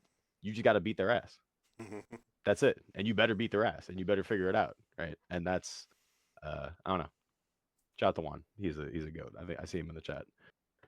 Yeah, no, it's cool conceptually to me. I mean, yeah, like I said, it's very different from how like a Chun Li or a Yun approaches the game, right? Like Chun Li, Mhm. especially, I can just speak for Chun Li, right? When you come into a match with Chun Li, you're thinking, okay, I play mistake free. I'm going to play for 45 seconds. I'm going to hit Right. all the right buttons at all the right spaces. I'm going to be cheap with Kara throw. I'm going to give him no opportunities to get back into the game. So you're not waiting for one opportunity to kind of get back in the game. It's always like if I play perfect, they don't get any opportunities to get back in the game. So they're kind of like Mhm. opposite sides of the spectrum. I mean, obviously there's tier balance issues or differences as well, right? But there's Mhm. conceptually, it's how you approach these characters is totally opposite. You're making Chun sound a lot harder than what it is, I think. I think that's what you're trying to do right now. But anyway. Ray, I played Chun's in the driver's seat. I played Yun. I understand how difficult these characters are, or not Oh difficult. my goodness. Oh my god. Anyway. Okay, so we've talked character. about traveling to tournaments and playing the fake game, which is, tournaments on cab. Let's talk about the real game, Fightcade. Let's Oh, the dive good into shit. that. Yeah. I see you on. I haven't seen you on Fightcade in a minute. Kind of talk to me about your online experience. What do you think about online Third Strike? Yeah, just give me the lowdown on it. So I definitely have a love-hate relationship with it because when I started, I didn't start going to next level, and I would just play with my friends, and it was like I had to play on Fightcade 1, and that was trash. And then they made Fightcade 2. Um, they made Fightcade 2 a lot better, and I think it was like it was around quarantine time when they brought that in. It was like 2020, and that was like Fightcade 2 was a godsend for me because I could play like my teachers, and I could play like my friends, and I could play other people online, which you know the only way that you structure a gameplay and like you try to figure it out and you flesh out options is by playing a lot of different people. Or if you only have a few people to play, you have to hold yourself accountable to like have knowledge of the game, right? Because it's like you might not be able to be like to you might not be able to play the best Chun player, right? But if you're playing your Chun player friend that isn't going to punish everything like properly, just know like play in a way that you wouldn't like um you still respect the character. Like you're not going to do unsafe stuff to them because you know you're not going to be able to get away with that versus somebody better, and you can improve that way. So, playing Fightcade 2, definitely very struggle in the beginning because when you're really bad, you're just getting dicked on, and it's so frustrating. It's laggy. You already can't input like your normal execution. Now it's lagging on top of it. Now you're blaming the lag, and Mhm. it was it's hard, you know. Playing like oh my god, playing online, especially like past 100 ms was like so hard for me. I just couldn't do it. And I come from Smash where I hated playing online then too. Hated Yeah. playing online. I would always go to my friend's house instead, or I'd always just travel to tournaments so I could play because it's just so much better when these games require really specific reactions just to feel like you're playing on like the fastest, like most normal setup, consistent setup. Um, but being able to play multiple different characters in this game was or against multiple different characters was important. So I just kind of struggled through it and played a bunch of people. Nowadays, I play when I can. I try to play friends when I can. Um, I find it to be a lot more fun if you're playing somebody because it's not just some random no name that is just doing some like nonsense to you, like wake up EXDP every time, Yeah. wake up parry, taunting you after each match. Like none of that shit really matters. But it's a little bit more comfortable when like something stupid happens and you're playing um you're playing in a voice call with somebody and they're like, oh, I didn't mean to do that. And it's like that dismisses anything, like anything, any like hate I had in my chest, it's gone, Yeah. so I try to keep it to that. And I honestly just try to do more training mode and Yeah. go to the arcade when I can, try to implement my tactics there. Yeah. Much Or as you run possible. into some dickhead on an alt. You know. Yeah. So Oh, that happens people all the time. just people playing alts all the time. Holy shit. Some Dude. people even have spreadsheets for their alt accounts. Yeah. I mean, I don't even know who would do that. You Definitely got to not. keep None track of all us. the different ways you've beaten Ray. So Oh my god, this Yeah, fucking cycle guy. through, right? yeah, you got to make sure because there's elo decay, right? And so you got to be like, all right, when's the last time I beat Ray on this account? Oh, it's been a week and a half. Okay, well let's challenge him first to 5. He'll never suspect. Right. Lance is trying A to week. fuck my day up, dude. Dude, a week and a half is just enough time for you to forget and then remember. Like, oh, I That's right. hate this guy. Oh God, this That's guy's so an asshole. tactical. Dude, I used to when I was starting, one person I played a fair amount actually. I used to play him on online edition on Xbox. I bought Xbox Live. I played Steelhammer. And Sure. Steelhammer would I would play him on Xbox, which was at the time probably the best way to play him. But this dude, I swear to God, he would make multiple alts. And if I got like a like, dude, for me, I swear, I would look up the history and it would just be like one other person and me. And it it would be like, all right, 20 MS, stupid ass name. Like, who is this? Like, like they'd pick Urian. I would get like unblockable. And I'd be like, Dan, is this you? And he'd be like, Mhm. yeah, what's up? I'm like, dude, I hate you, man. Why are you doing this to me? Uh, Yeah. man. He was one of the original masters in early Fightcade 2 of just, make an alt, challenge from AFK, and then just like, surprise, bitch, it's me. Yeah. Play Yep. from AFK also. Very true. Good point. Yeah, that's a key part of the setup. Yeah. No, I agree with you. I mean, yeah, it's not like a hot take or anything. I think a lot of people agree, but in Fightcade 2 has been really important for not only for growing the scene, but in terms of giving people matchup coverage. Yeah. Most scenes have, it's a niche enough game at this point where your local team probably does not have every matchup, or it doesn't have like really strong players in every matchup. Mhm. And stuff, but all these matchups are available to you on Fightcade, right? If you want Necro experience, there are Yep. multiple strong Necro players. If you want Elena experience, there's at least one that I'm aware of. And, Right. right. It's just, for Dallas, for instance, Dallas, as someone has pointed out, it's a bunch of tier horrors as well. Dallas plays all top six characters across the board, pretty much. Because you guys can read. Yeah, that's right. You guys can read the tier list. We're very good they're at at the top. Duh. Yeah, we're good at the Like, character select mind game. Smart, dude. You You pick picked one of the the right good one. ones. Yeah. Right, but that's a real weakness, right? And that's in tournaments as you go and travel and you play, which a lot of the Dallas players have been traveling and playing a lot. You kind of see that creep up and bite them a lot of like, oh, I've never played the bottom half of the cast of this game, or like good players, right? And so they're just not ready. Right. Yeah, and Mhm. Fightcade really bridges that gap. There are weaknesses of Fightcade for sure. Like in terms of just like the up close game, it's not quite right. Not that I want.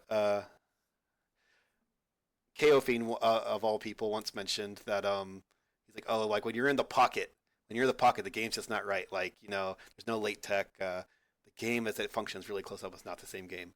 Uh, and I think that's basically right. Like it doesn't feel quite right. Nevertheless, the matchup Sure. knowledge is worth it, like dealing with the bad stuff. I think. I agree. I would love to be able to like separate how like emotionally invested I am in the game sometimes, Mm-hmm. so I could just like fully appreciate like what's happening. Like I look at a lot of like training and like mistakes that you make like in a game, like execution stuff is I look at training mode and like playing online as like getting them out, like getting out the mistakes so you can be ready to do all the ones that like do all the consistent execution in tournament. You know what I mean? But they have to get out of your hands, right? So I feel although it's not always perfect and like you're trying to execute certain things, like maybe like you're trying to tech late, you're trying to guard jump, you're trying to do just even like double dash or like any type of like specific trying to do like car palm combos, you're trying to do like whatever, right? All of these things they're not going to be perfect, right? But you're you're actually like refining how like in tune you are with it because you know that it lagged and you're going to feel it a little bit better offline. And when you get like I always found a lot of value in that where it's like if you can accept the fact that you're losing the same ways that you would lose offline, you'll probably be fine playing it. Execution stuff like, yeah, it's online. It's not going to be perfect. It's still a great thing to be able to have. Like this game has not been able to have this in the history of the game. What a time it is to be able to play Third Strike, like this retro game online. I can play somebody in Cali like right now. I can play while I'm talking to you guys. Like that's a crazy thing to like, and you have to appreciate it for what it is, but don't get insanely caught up in it. Take what you can from it. Yeah, no, I agree for sure. Okay, going back, we didn't quite go through all the tournaments. There's a couple more that I want to kind of go through. Mm-hmm. So you went to France. Yeah. You, Frankie, and Kiroshiro all visited France Yeah. for their big tournament. What's it called again? I forgot the name. TSB, Third Strike Battle. TSB. Okay, Mhm. tell us about that. Not only how you did in the tournament, but also the experience of playing in France. Do you like the city of Paris? I have my own thoughts, but go ahead. Right. Well, so the tournament was actually in Lyon, which was Yeah. like 5 hours from Paris, but it was like it was a quick bullet train over there. Super cool. Very nice to meet all the European players, and also just like what an opportunity to be able to go travel with some friends into a different country to go Hmm. play a fucking video game. How cool is that? So it was playing the players was interesting because me, Frankie, and Rami Kyoshiro, we were all talking about how they play. We were a 3v3 team, so we had to kind of dissect how the competition was playing and like their mentality on a lot of stuff, right? Um, we noticed like a few of them are like really really good. Billy Kane was ridiculous. There was a there was a Urian player that was ridiculous. He got like top five. Not Cartola. Cartola was amazing too. Um, uh, just solid play overall from like the people I would play. Like it didn't feel free to like sit down on the cab and play people. Hmm. So that's my favorite thing about going to a tournament. Otana, yeah, thank you guys. Otana's the goat. Um, they were mad good, and it was cool. Like the mentality of like how we're watching them play. Um, we noticed the type of characters they were playing were a lot of like set play and just do it kind of characters. A lot of Dudley, Makoto, um, Urian, Yun, like these characters that are going to do their stuff. Like they're not going to look necessarily for you to like whiff punish something and just like and blow you up fully. Um, they're just going to they have set play they're running and they're going to do it at you and you have to be ready for it, and that's their goal. And that's a great way to play the game too, but it's important to know that's what they're thinking so you can beat them harder. Even like even players like Yaz, like they play Chun Li. You could play that character like more typically footsies, but it just when I was playing him, it just felt like he was just on my ass. Like he was just like pressuring me to a point where he put me in a spot to like he put me in these like set play positions where I kind of had to guess, and if he guessed right, I just explode, which was like a really strong way to play. But yeah, I mean the tournament itself was fantastic. I had a great time. Shout out to the TOs over there. They run ST tournaments. They're doing a Vampire Savior tournament for Darkstalkers 3. They're doing VSB, Yeah. Vampire Savior Battle. Street Battle VSSB. VSB. Okay, okay. Yeah, Brady's yeah, trying yeah. to add extra letters over here. Well, Vampire Saver Street Battle. Maybe. How V many but beers am I in? I look, maybe not enough. Let's get there. Well, No. But yeah, so they ran a great tournament and I would recommend anyone to go if they have the opportunity to go. It's a beautiful time. yeah, no, that's my experience as well. I went to Paris. Well, I've been there twice, but I went there once for Hado. I think it was the first Hado, as far as I Oh, that's remember. sick. Yeah, I found that they were very competent, and I don't mean competent as in like I mean like a high level of competence when it came to running the tournament. Yeah, Hmm. I found that everything ran smoothly, very Yeah. impressive, great production quality. Hmm. Yeah, I had a great time there. Yeah. Yeah, Paris is a beautiful It's city. always Paris. Yeah, Uh, Paris is very pretty. The architecture is really gorgeous. Hmm. Hmm. That's awesome. Yeah. How do they It, feel in regards to versus the American level of play, like both top tier and let's say mid and low? um. Non PC answer. Don't give me the Yeah. Japanese. Don't give me the Japanese answer. Give Oh, me the. Nihongo Josie. There it is. Very strong. Very Oh, you're strong. also strong. You would all be number one in Japan if you only lived there. Oh. the yeah. So I mean, the top players are pretty good. The mid level is really good too. I like our American players over them, like the top for sure. Mhm. Um, but I would be interested to see how the mid level and our mid level interacts. Because it wasn't just France. Like I met players from England, Sweden. I met players. There was a player from Germany. There was a couple players from Netherlands, and that was just like everybody's everybody was different. Everybody had their own sauce. There's people I know that would give like from that competition. I know there's people over there, that would give some of the American players trouble, but not everybody would. That's all I'm gonna say. But I encourage, if they're able to have the opportunity to come over, I would totally encourage them to come over to like 3S Open or any type of tournament that you could fly internationally into pretty easily. Like that would be really cool to see because they'll have a good time, and then they get to be exposed to the American way of playing, the same way I enjoyed being able to go over there. So if any European players are watching, please pull up. Yeah, we've had some exchange both ways over the years. Like Hmm. Kang and I have gone to France. My friend Nice. David. I know Rennick's gone over, I think, to France, but at least to Gutter Trash. He's gone to Gutter Trash for Mm, sure. Because that's that used to be, there was like the Paris big tournament, so there was Gutter Trash for London, and like you said, it's a mhm, European scene, so a lot of people came for both. I know Cruz has mhm. been over there. You guys have gone over there now. And then for TFC 2017, that was like the really big one, the really like super stacked one. I know like we had multiple European players come. We had like Yaz, Niaban, Oh Victor, yeah. Farouk, um, multiple British players as well. I'm probably forgetting people, not on purpose. It's been a long time and Hmm. I'm old. But yeah, we definitely had that. I'd love to have them come again for sure as well. It's Hmm. always fun to see them, and yeah, like you said, they're good players. Yeah, So it- it's all it's it's it's just good good to to see the see. competition, right? Exactly. Yeah. Shout out to the UK scene. Met a lot of good homies over there. Shout out to all y'all. Yeah, yeah. No, a lot of a lot of fun personalities in the UK scene for sure. Yes, very true, very true. Okay, Denshin Showdown. So that was the most recent one. Um, Hmm. kind of talk us through that. How did that start? Where does the concept of Denshin Showdown come from? Shout out to Kyoshiro in the Hmm. chat because he was the one who was talking to me about this behind the scenes, for a minute, and he was saying how he was in contact with Kuni.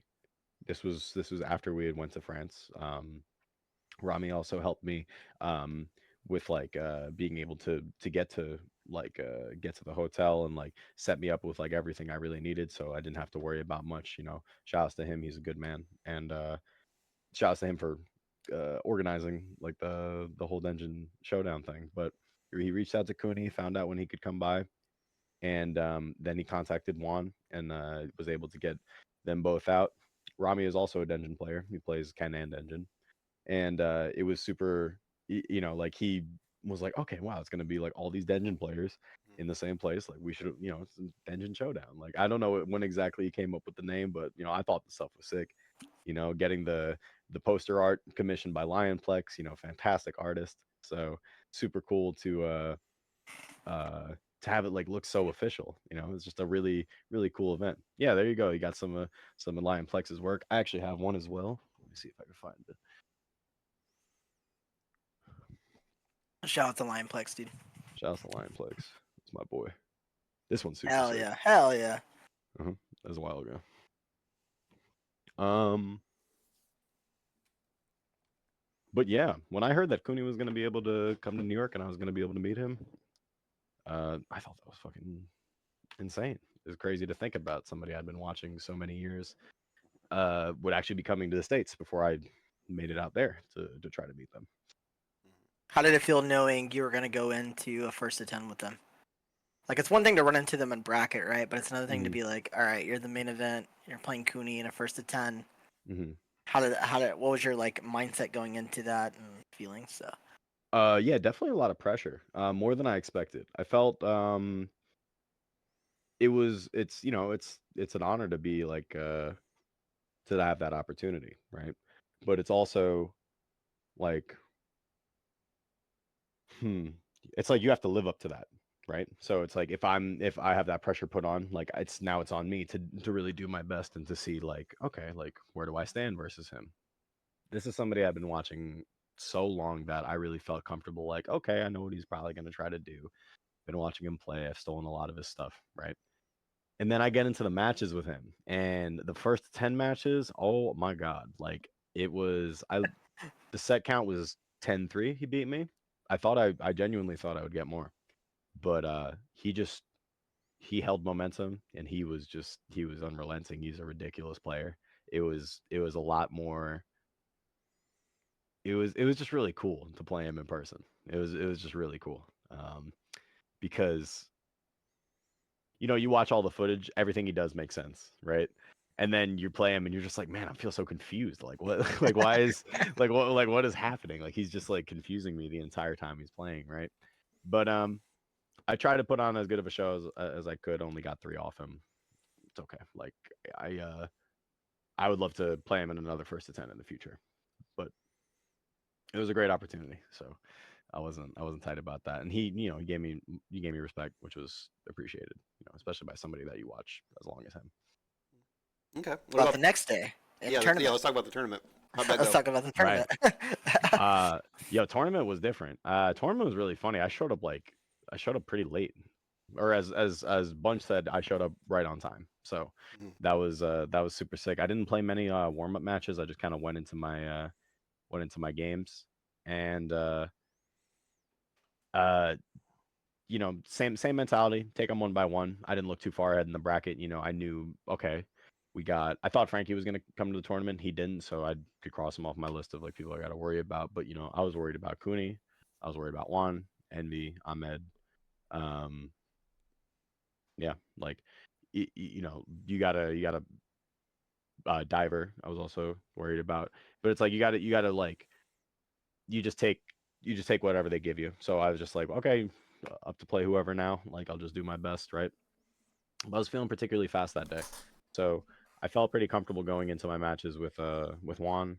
Um, playing against Ahmed was looking really rough, and then I pulled it out, which felt really good because Ahmed's like one of those players that I don't know. We go pretty back and forth now. He was like probably the first. He was one of the he was one of the New York players that I beat. Actually, like I beat him to win my first tournament in New York, which was like a big deal to me. So he's always been like a good like goal to always like try to consistently overcome because he's really hard to beat consistently. He's like one of those players. He's very flashy, he's very ridiculous, and if you give him the opportunity to kill you, he will. So, um I played him. I just tried not to give him as many free things, and I pulled it out. Luckily, got a little lucky at the end, but we take it. Did That's he? that's part of the game, So right? I didn't get to see that one. Did he play Chun or Ken? He played Chun. Okay. Oh, okay. Yeah. I usually beat his Chun. He will most times he will beat me with Ken. Okay. Yeah. Most times it's Ken. He usually beats me with. But the thing is with Ken, it's like if I'm really on point, like it might go really bad with Ken, just because the nature of that matchup. Like it's harder to like blow up Chun Li as Ryu because that matchup is just not really as good. I don't think Chun Li handles Denjin amazingly, but her kit and her buttons just like they it makes it really hard to get a true stunning Denjin on Yeah. her because the way you play the matchup, there's not really many opportunities to get big stun, even like 30% stun, which is usually your baseline, so you can throw your standard mix up. Otherwise, like it's pretty hard to get on Chun, you know. Yeah, that makes sense. Um, then after that, I played Cooney for winners finals. I had all of New York behind me, and I also had Ahmed in my corner, coaching me, which Ahmed, I don't know if he's watching, but shouts to Ahmed. Like he is my number one coach. If it is a $10,000 money match, I swear to God, and he tells me to do something, I will do it no hesitation because I rarely have found him to be wrong when he's given me advice in tournament. We've done team tournament together. If he'll just tell me like he'll tell me to do the dumbest thing, like something I wouldn't even consider doing, and it'll work every time. And I'm like, how did you know that would work?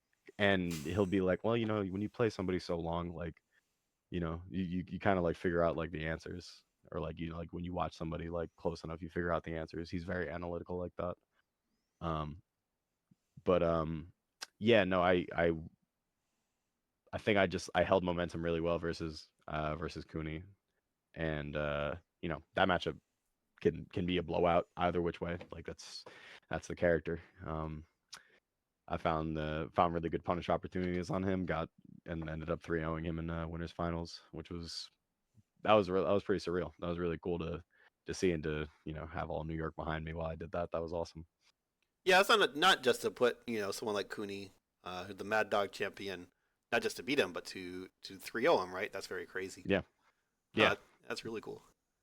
Yeah, it was very crazy because it's like um I never I don't know. It's not to like discredit Cooney at all. The like I would watch him for ideas because I felt like I could do what he's trying to do. And I have a greater respect for him like now knowing like how he plays and analyzing him for so long. He's fantastic at reading the opponent.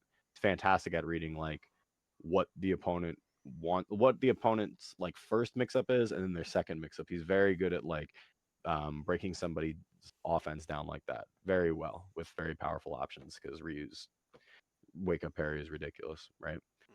So um I didn't think I would I didn't think I would like take it off. I didn't think I would 3 him like that, like quite honestly. But I just like while I was like win one game, I was just like, all right, we're not easing up the pressure. I'll just keep smothering him, just see what I can do. And I kind of held it until the end. So that felt that was really cool. That's like definitely one of my favorite wins. It's such a funny thing to think about because I always played Ryu thinking like, wow, this character is like his potential is insane. Like he's like a stupid, like ridiculous character, and like I don't think many people play him.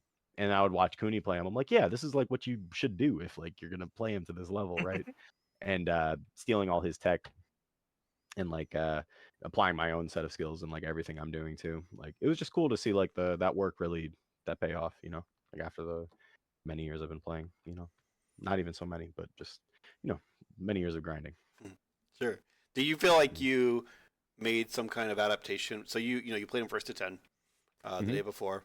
You played him in Yeah. tournament. Was there something you consciously changed when you played him in tournament, or was it just kind of doing the same? When I played him in the first to 10, the feedback I got from a lot of my friends was you were playing too fast and you were trying to match his speed, and you don't have to do that. You know, I can like there's nothing wrong with playing at my speed. I'm still really fast, but I'm not as fast as him. And I was literally playing faster, like trying to be crazy, trying to be extra, trying to throw him off his game. Like he hasn't fucking seen that before. Mhm. Like I could just play how I'm playing and feel way more confident in doing that. Like I'm gonna make my moves confidently if I'm just playing how I play. It doesn't matter whatever style it is, you gotta play how you like to play, so you feel comfortable handling him. That's how you're gonna be the strongest. So I just slowed down my pace a little bit. I would watch him the entire day while he was playing, and I was noticing stuff he was doing. After the first to 10 that we played a lot of casuals, and I was watching him beat up everybody, and I just kept stealing stuff from him, like just um basic stuff, like stuff that he was doing to me in the Ryu matches and the Ryu mirror when he was playing Juan. We were all just stealing stuff from each other. Like just like, okay, you did that, that's mad good. Taking that next onto the next mix up. And a lot of my tactics were like um playing more ground game, knowing that he would whiff if I gave him the opportunity to, so I could do my whiff punishes. And then also not throwing like the worst fireballs possible that he could jump in on because I lost like 2 or 3 games straight up from doing the worst fireballs possible. And I was just like, most times I was playing that set or even the entire tournament, I was just like, I would have the urge to fireball and I just wouldn't. And I would just walk back like 2 seconds and then I would throw the fireball. And I was like, cool, nothing happened. Now it's fine. Because it would just like, it was just like, it was just too much like, you can't give Ryu a full jump in. Like you can't like you can't do that. Like you actually will lose the game. So when it comes down to something as simple as that, like I was just like, okay, just stop doing that. And then I found myself in a different spot where I was just like, okay, now I'm fighting him on the ground. Now when he's jumping at me, I'm not throwing fireball, so I'm actively looking for like a dash under, so I'm in a better position. And I also playing him day one, I realized like how he was setting up his like dungeon block strings, and I know how to get out of the dungeon block strings because I do them too. So I was just like expecting them to come like when he was just about to get meter, and he would throw them. So and I'd be ready with the parry, and even if I didn't get the full parry, I'd get like two, and I would be in a better position than I would be. rather than like full stun. Those minute changes saved me, like it made me like live longer in those matches. And then he started falling into my traps, and that's how I started like ended up like that's how I ended up beating him in winners finals. And even like the other few games that I took off him, like it was uh it was just all like slowing him down eventually to where he'll make a mistake. Like he's still human. Like he will make a mistake, and then you just gotta punish him like he would punish me if I made a mistake. Same thing. And when those, like after that 3-0, I felt way more confident, like being able to like, okay, look, I can hang with him. Like it's not completely undoable, right? Like he is better than me, but it's not gonna be free though. And that gave me the good confidence boost I needed, so I could keep trying to play in the tournament. Okay. So you played him in that was what, winners finals? Yeah, And winners finals he 3 goes to 0. losers and he plays Ahmed. Is that true? No, he ended up playing Juan. It was actually Top three. it was top Oh, three. it All was all three. It Dungeon was losers. three. top Okay, three. sorry. I'm only so I don't know the details because we were at Arcade while it was Yeah. happening, and I was like, oh, we'll just watch it later. But I guess the VODs were behind a paywall or something. Yeah, I think they're live they're now, free now. but yeah. Wow, Denjin Ryu top 3. Okay, that's insane. Okay, so Ninja Showdown, baby. speaking What are you talking speaking about? of Juan, so you guys all played each other, I'm assuming. So it doesn't sound like you played Juan in tournament. Is that right, or Oh, did you? I played him before I played Ahmed. Oh, So okay. I So played. talk to us about how you played for Swan. I'm kind of curious, like since the three of you finished top 3 and you're all Dungeon players and it's the Dungeon Showdown. Yeah, Maybe crazy. compare and contrast both of them and versus yourself as well. Like, what have you noticed? So it's funny, like I think we all play like, I don't know, we all play greedy, which I think just comes with the character, right? But we all play a different level of greedy. And it's very fun, like to watch our different styles, because there's slight details that are like different, right? So historically, Juan is the oldest of us, right? He's been playing the longest. Cooney, I think, started something like 2008, 2009. I started 2019. So um we have different like perspectives on like how we go about like achieving our dungeon. You know what I mean? Like I think the most basic example I could give you is like, okay, Juan is more the type to like do a block string into dungeon. Sorry, into DP into dungeon. Okay. You know, where he'll like cancel it and hope and like, oh, you don't block. Now he has a level 5 coming at you raw like that, and then he just blows you up, right? I would call that pretty descriptive of his style. Um, there's obviously more, right? I'm the type where like I'll do a mix between that and like throwing like the when you wake up, I throw the Hado into dungeon, right? Cooney is more the style where he'll do that as well, where he'll throw like the Hado into dungeon when you're waking up, but he'll also do a lot of block strings into dungeon mid screen too. Doesn't even matter if it's in the corner because he knows how fast he can charge, and he would rather get that consistent, reasonable setup to where like, okay, now I've achieved the perfect spacing. Here's my crouch medium kick into fireball, throw the dungeon, right? And I would say like those are all pretty like accurate ways to like describe our style. But that doesn't mean that we exclusively do those things. It's just like more of more of our priorities as far as um like how we like to show, like how we like to throw dungeon at people, right? Um yeah, shout out to Juan in the chat. Cooney's mid screen level 3 is like a thing of beauty. Like it's insane to think about.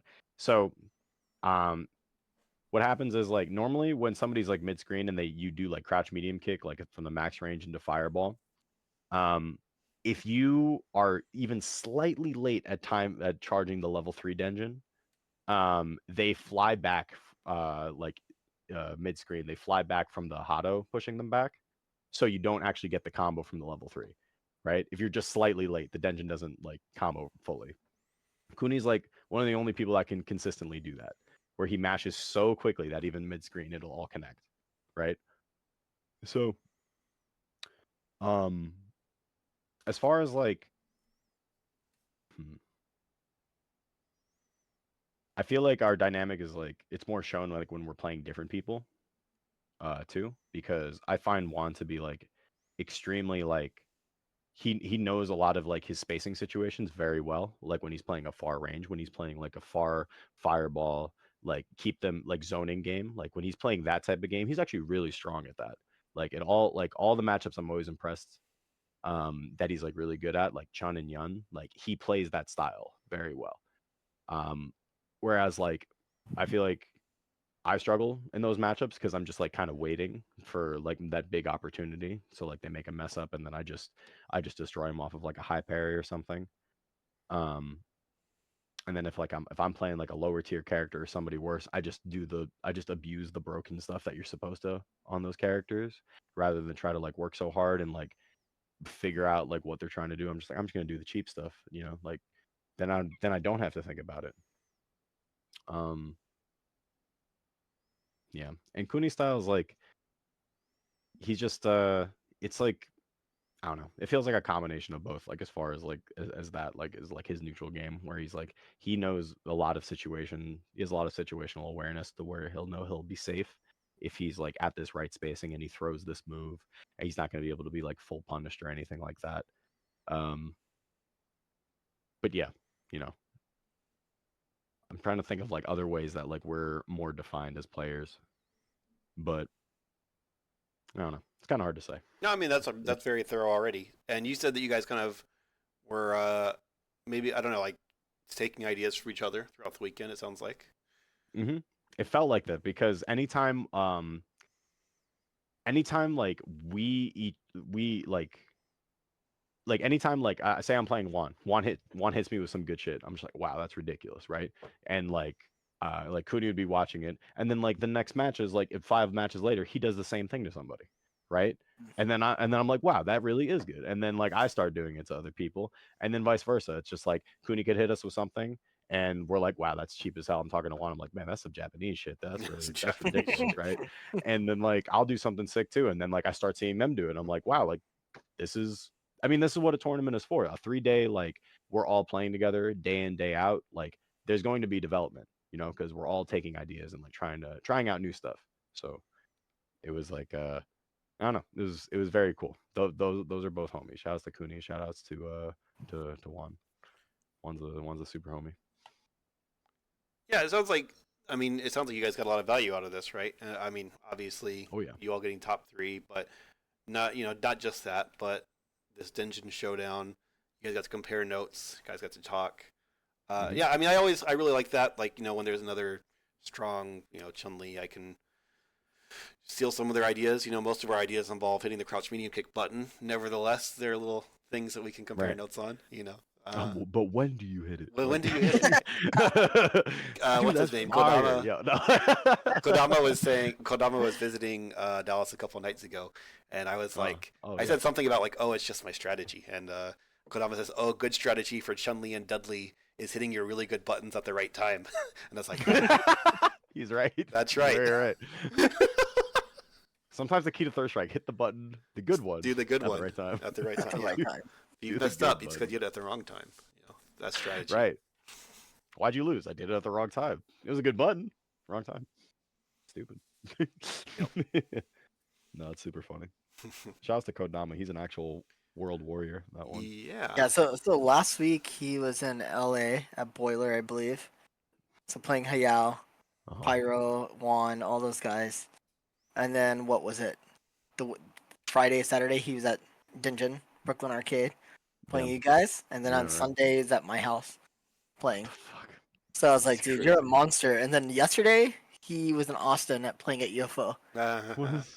So I was just like, dude, that's insane, bro. You're living a dream for one, Yeah. So, and I asked him, I was like, do you get tired? And he was like, no, it's fun, because it brings me much happiness. I'm like, Yeah. hell yeah, okay.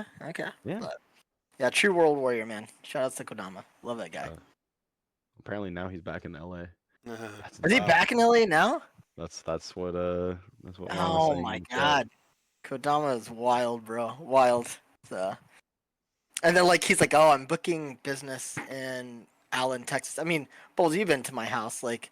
It's not really near the big city. Like, you know what I mean? Like, No, we're in yeah. a city, but it's not the big city. You know, it's like I'm booking business out here. I'm like, there's no fucking business in Allen, Texas, dude. Like, nothing's going on out here. Like, I Right. promise you, third Right. strike's going on out here, but that's about it. So It's like Kodama, you could work from home. You could be anywhere you want right now. Like, you could be in Bali somewhere, bro. But there's no And then- third strike there. And then I asked him the next day. I was like, "Do you want to play tomorrow?" And he's like, can I use your Wi-Fi? Like, I'll just bring my laptop and like Wi-Fi in between games. I'm like, yeah, Wow. that's fine. So, What a beast. no, what a nice guy. Love Kodama. So, Yeah, he's a good egg. Always like seeing him. all right. So, where do you see yourself in 5 years when it comes to Third Strike? Like, you still playing this game? Gonna Yeah. quit? What's your 5-year plan here? This is What's a going job on? interview question. Yeah. Yeah. Where do you see yourself in 5 years with our company? Man, celebrating the 5-year anniversary of you asking me that question. Shouts to Mitch Hedberg, where rest in peace. But nah, honestly, 5 years from now, I'd like to be at the point where I can feel like I am the best Ryu player in America. I would like to have a Jazzy event under my belt, like like an auto qual or something like that. That would be a fantastic thing. And man, every year I've been playing this game, I love it even more. So I would just like to still be having a good time playing this game. I only want to keep playing this game while it's fun. If it's getting to a point it's not fun, then yeah, then we gotta dead it. But like, I can't see that happening. I've never played a game like this. This game is super duper cool, and made me the man I am now. And I've gotten to meet a lot of my good friends now from playing this game and hanging out with homies. So I just like to hope I'm still doing the same things. I'd like to be able to go to Co-op Cup, maybe make an American team that gets top 8 at least. I just want I want Japan to know it's not free. I'm tired of that. I think everybody should be tired of that. That's ridiculous. Like they bleed like us, we can beat their ass too. Like, it's the same thing. And if I want to be, if I get to be one of those people that can prove it, I would love that. That would be an honor. Okay. Travel plans for this year. What tournaments are you gonna try to attend? Off the top of my head, definitely Jazzy finale. Not really sure about Combo Breaker. I'm in a spot right now where I'm trying to moving actually down to Dallas. So I'd like to be able to focus on that, get life situated first, get my job, make sure me and my girl are good, and then once I move in with my girlfriend, everything will be all set, and it'll be great. I can't wait.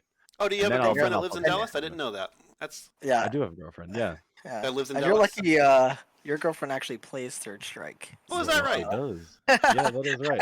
Shout out to Nico Nikon. Hi, baby. Good to see you. Yeah. Oh, well, what do you know? Yeah. I thought you were moving down here for me. I guess maybe not. I mean, No one's shit, moving here for beer. People are leaving the U.S. people are leaving. They're going to Canada. That's crazy, man. I mean, look, there's it's a good list of reasons. multiple reasons. Very diplomatic answer. Okay. Answer was the reason he hesitated. That's crazy. That's funny. Yeah, I was gonna say earlier, you're like, oh, I want to keep playing Third Strike while it's fun. It's like, well, I will do everything in my power to make sure it stops being fun at some point. This guy. I know, right? I'll turn that back on you. Don't you worry. Like, man, I fucking hate Dungeon, man. Yep. I wouldn't blame you. Yeah. Okay. So Dallas versus New York. I know you have already touched on that from a scene perspective. Now I imagine from a living in these cities perspective, it's a little bit different. They're both major metros. Dallas, of course, is just miles and miles of roads. I imagine New York's a little bit better on the public transport. Yeah. Do you think that's going to be an easy transition for you? Yeah, definitely. I think so. Where I'm at in New York, I'm like not in the city. I'm in Long Island, more in the suburban area. So you need a car anyway. So honestly, the biggest thing would just genuinely be like getting to just getting my car down there. If I get my car down there and I'm able to be good, then I don't really foresee any problems. You know, the arcade is infinitely closer than it is to me now. Like the arcade is like it's like an hour 20 minutes to drive. You know, I usually take the train so I can drink. So it's like that's usually like 2 hours to get to the arcade. Um, Yeah, you told so me that, and I thought that was insane, bro. I drive yeah. 45 minutes to arcade, Mhm. and I bitch a lot. I guess I should not complain anymore. But there's plenty of nights where I'm like, fuck, bro, 45 minutes? I'm not doing it. I'm just not doing Yeah. it. I can't. And then when we were leaving Brooklyn, when I was out there or whatever, you're like, oh, yeah, I'm taking a train. I'm like, oh, how long is that? Like, oh, like 2 hours. I'm like, the Hmm. fuck, dude? Like, oh Yeah. my God. Yeah. Dedication. So, Thank you. Yeah, no, I remember I told a regular one time where I lived out at, and I said like he didn't like know the town I was at specifically, so I said a town close, and I was like, yeah, I live like about like near like Amityville, and he was like, "Oh, Amityville, man, that's far. You must really love Third Strike." And I was like, "Yeah, yeah. that's the key." But yeah, you know, like I make the most of it. You know, you take a subway, you take a train home, gives you a lot of time to think about how you lost. So that's helpful in that way. I used to download VOD so I could just like watch on my phone while I'm like in the city until like 4 or 5 in the morning and trying to get home. You know, like I would do it again. I would definitely 127% do it again because it was always so fun being able to go out and go play. So I was just always grateful anyway. Um, but yeah. If you don't mind, I want to ask or I want to answer Nika's question that he put in the chat if Oh that's yeah, okay. we'll read it to you. Yeah, yeah. Yeah. Great, go There we for it. go. Yeah, please. We're the fucking hosts here, Bubbles. All right. Come on, We'll Yes, take sir. care Yes, of sir. it. All right, hands up, officer. Get ready for Texas. I see. Jesus Christ. I'm just joking. I'm just joking. So, There's a new sheriff in town. His name is I Ray. see. I'm sorry. I'm sorry, Ray. All right. Yeah, I'll ask this first one since Ray's drinking a beer. Um, Twofold question: would you consider yourself a top player or a high level player in Project M? And how does playing high level in that game vary from high level Third Strike? So yeah, I was definitely top level in Project M. I made the last year I was really grinding. I got top 20 in the rankings, which was super sick. It was something I'd like the year before. They do like top 50 rankings for that game, right? So the year before, I was really grinding and going to tournaments, and I thought I was gonna get top 50, and they gave me like I think they put me on like the ranking as like the honorable mentions. I was like 54th or something like that. And I was okay. just like, Okay. dude, I saw that. I got so mad. I saw everybody above me. I was like, yo, this guy sucks, yo. I'm like, there's no way I wouldn't beat them in tournament. Like, so I use that really as like spite almost. I use that motivation to get really good. And New York has a great scene for that game. I knew a lot of really good players. We had these um our best players in New York were Malachi, who was a Sheik ZSS and a Peach player. We had Switch, who was the best Wolf player.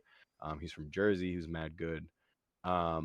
He played. We also had another player named DVD, Envy, a different Envy. Um, they were all mad good, super strong players, and they all helped like whip me into shape. So I would play like online, like net play with them, so I could like try to get better. And I would go to every tournament that somebody was driving to. Like anybody, like you going to Philly? Cool, let's go play. You going to Connecticut? Let's go play. I went to Canada to go play. I went to Midwest to go play. NorCal, SoCal, Texas. I went to a few places to go like really try to get good at that game, and that paid off. Like a lot of my efforts, I felt like I could confidently say I was like one of the better Captain Falcon players in that game, and just ton of grinding figuring out that game. But I'll tell you, that game is really hard. I don't know. I don't. It's hard to compare Smash and Third Strike. Like just genuinely, the games have extremely different like values, and the mechanics are insanely different. And like the risk reward is crazy. Like Smash is.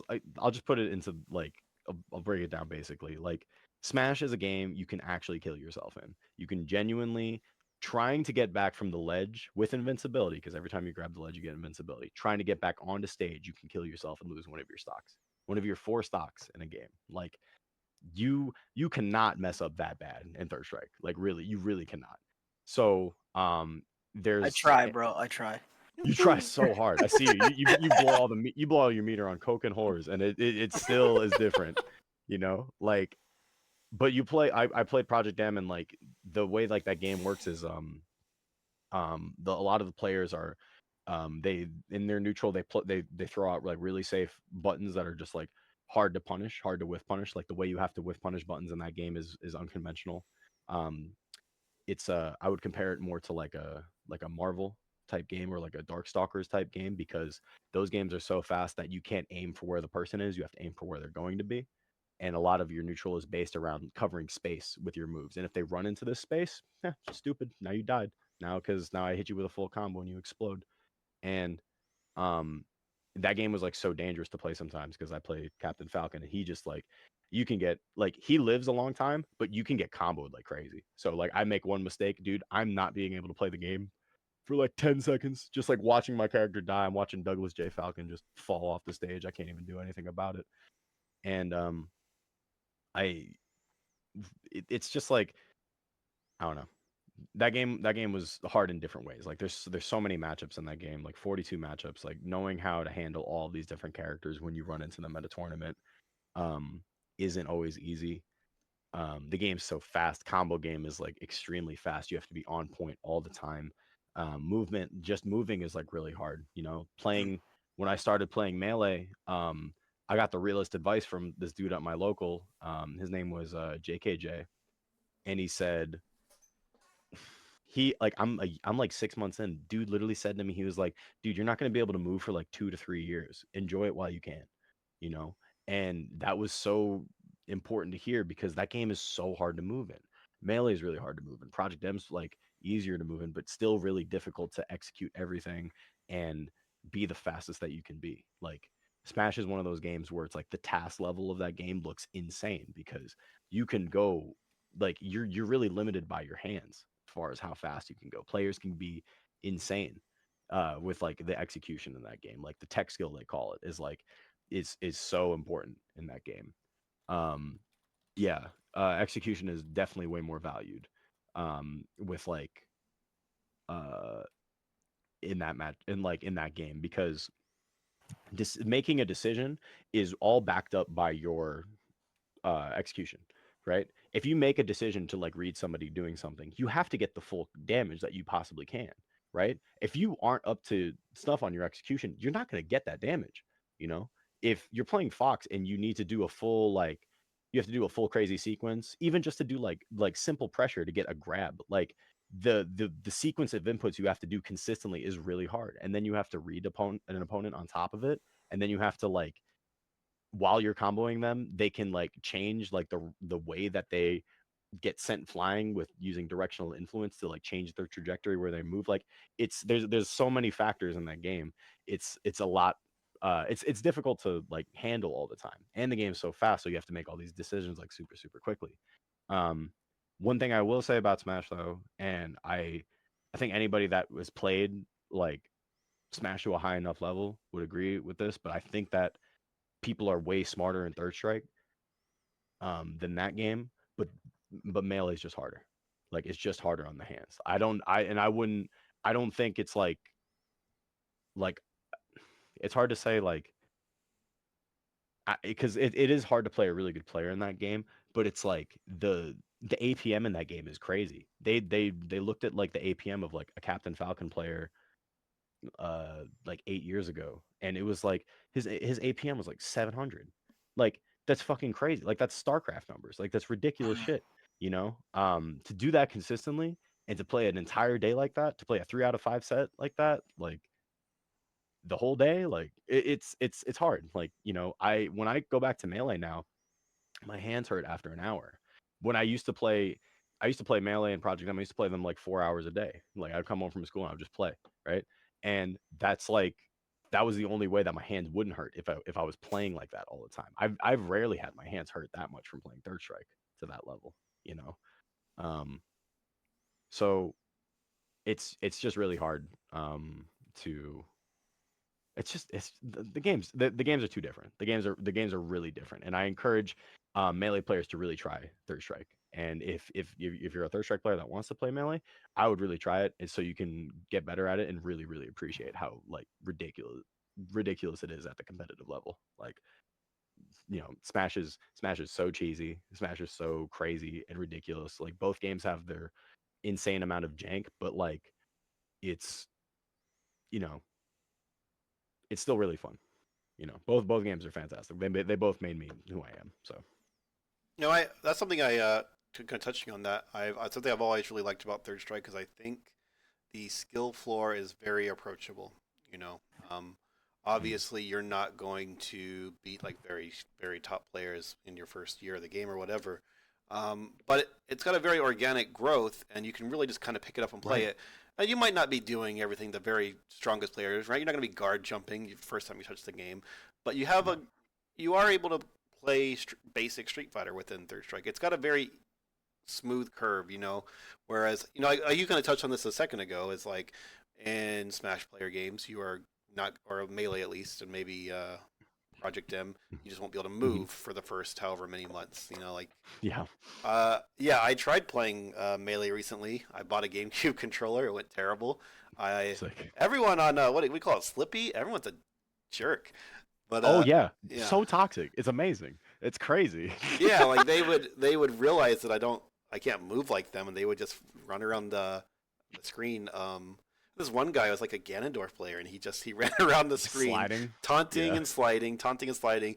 He finally won by timeout, and my then he spammed, because you can do like these pre-written messages, and he just wrote LOL, LOL, LOL, LOL. Then he left. And it's Oh yeah, dude.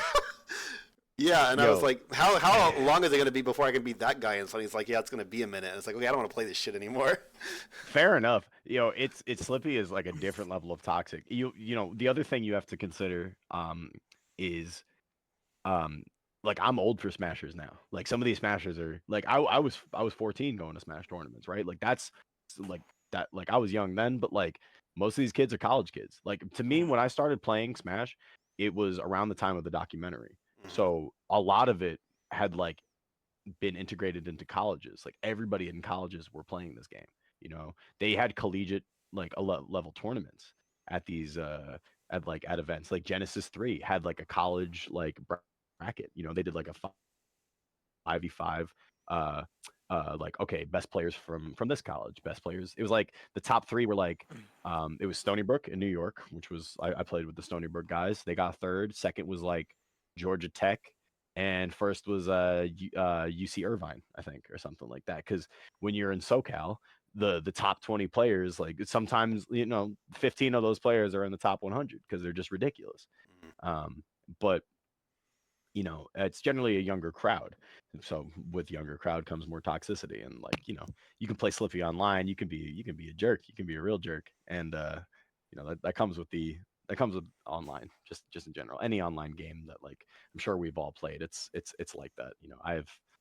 I've played games online like this for a long time. I have like over 1,000 hours in CS. Like, it's the same nonsense. Just thank God there's not a mic, right? It would just be way worse. Yeah, Ray and I played Melee when it was, the real game, the real version of Melee. When it was Oh, yeah. pure, dude. When it was pure. 1999 or there was no wave dashing. Yeah, that's or cheating, dude. What do you call it? Z canceling? Yeah, L canceling. That's the guy. They hadn't banned items yet. Like, we played the real game, Yeah. Pokefloats. The way God intended, dude. Yo, they didn't ban Pokefloat items until items. like 2004, bro. And Pokefloats, like, like, you counterpick Pokefloats. Like, that's crazy to think about. Yeah, Oh, beautiful so thing, man. they can make up all their rules and their technology to beat us if they want.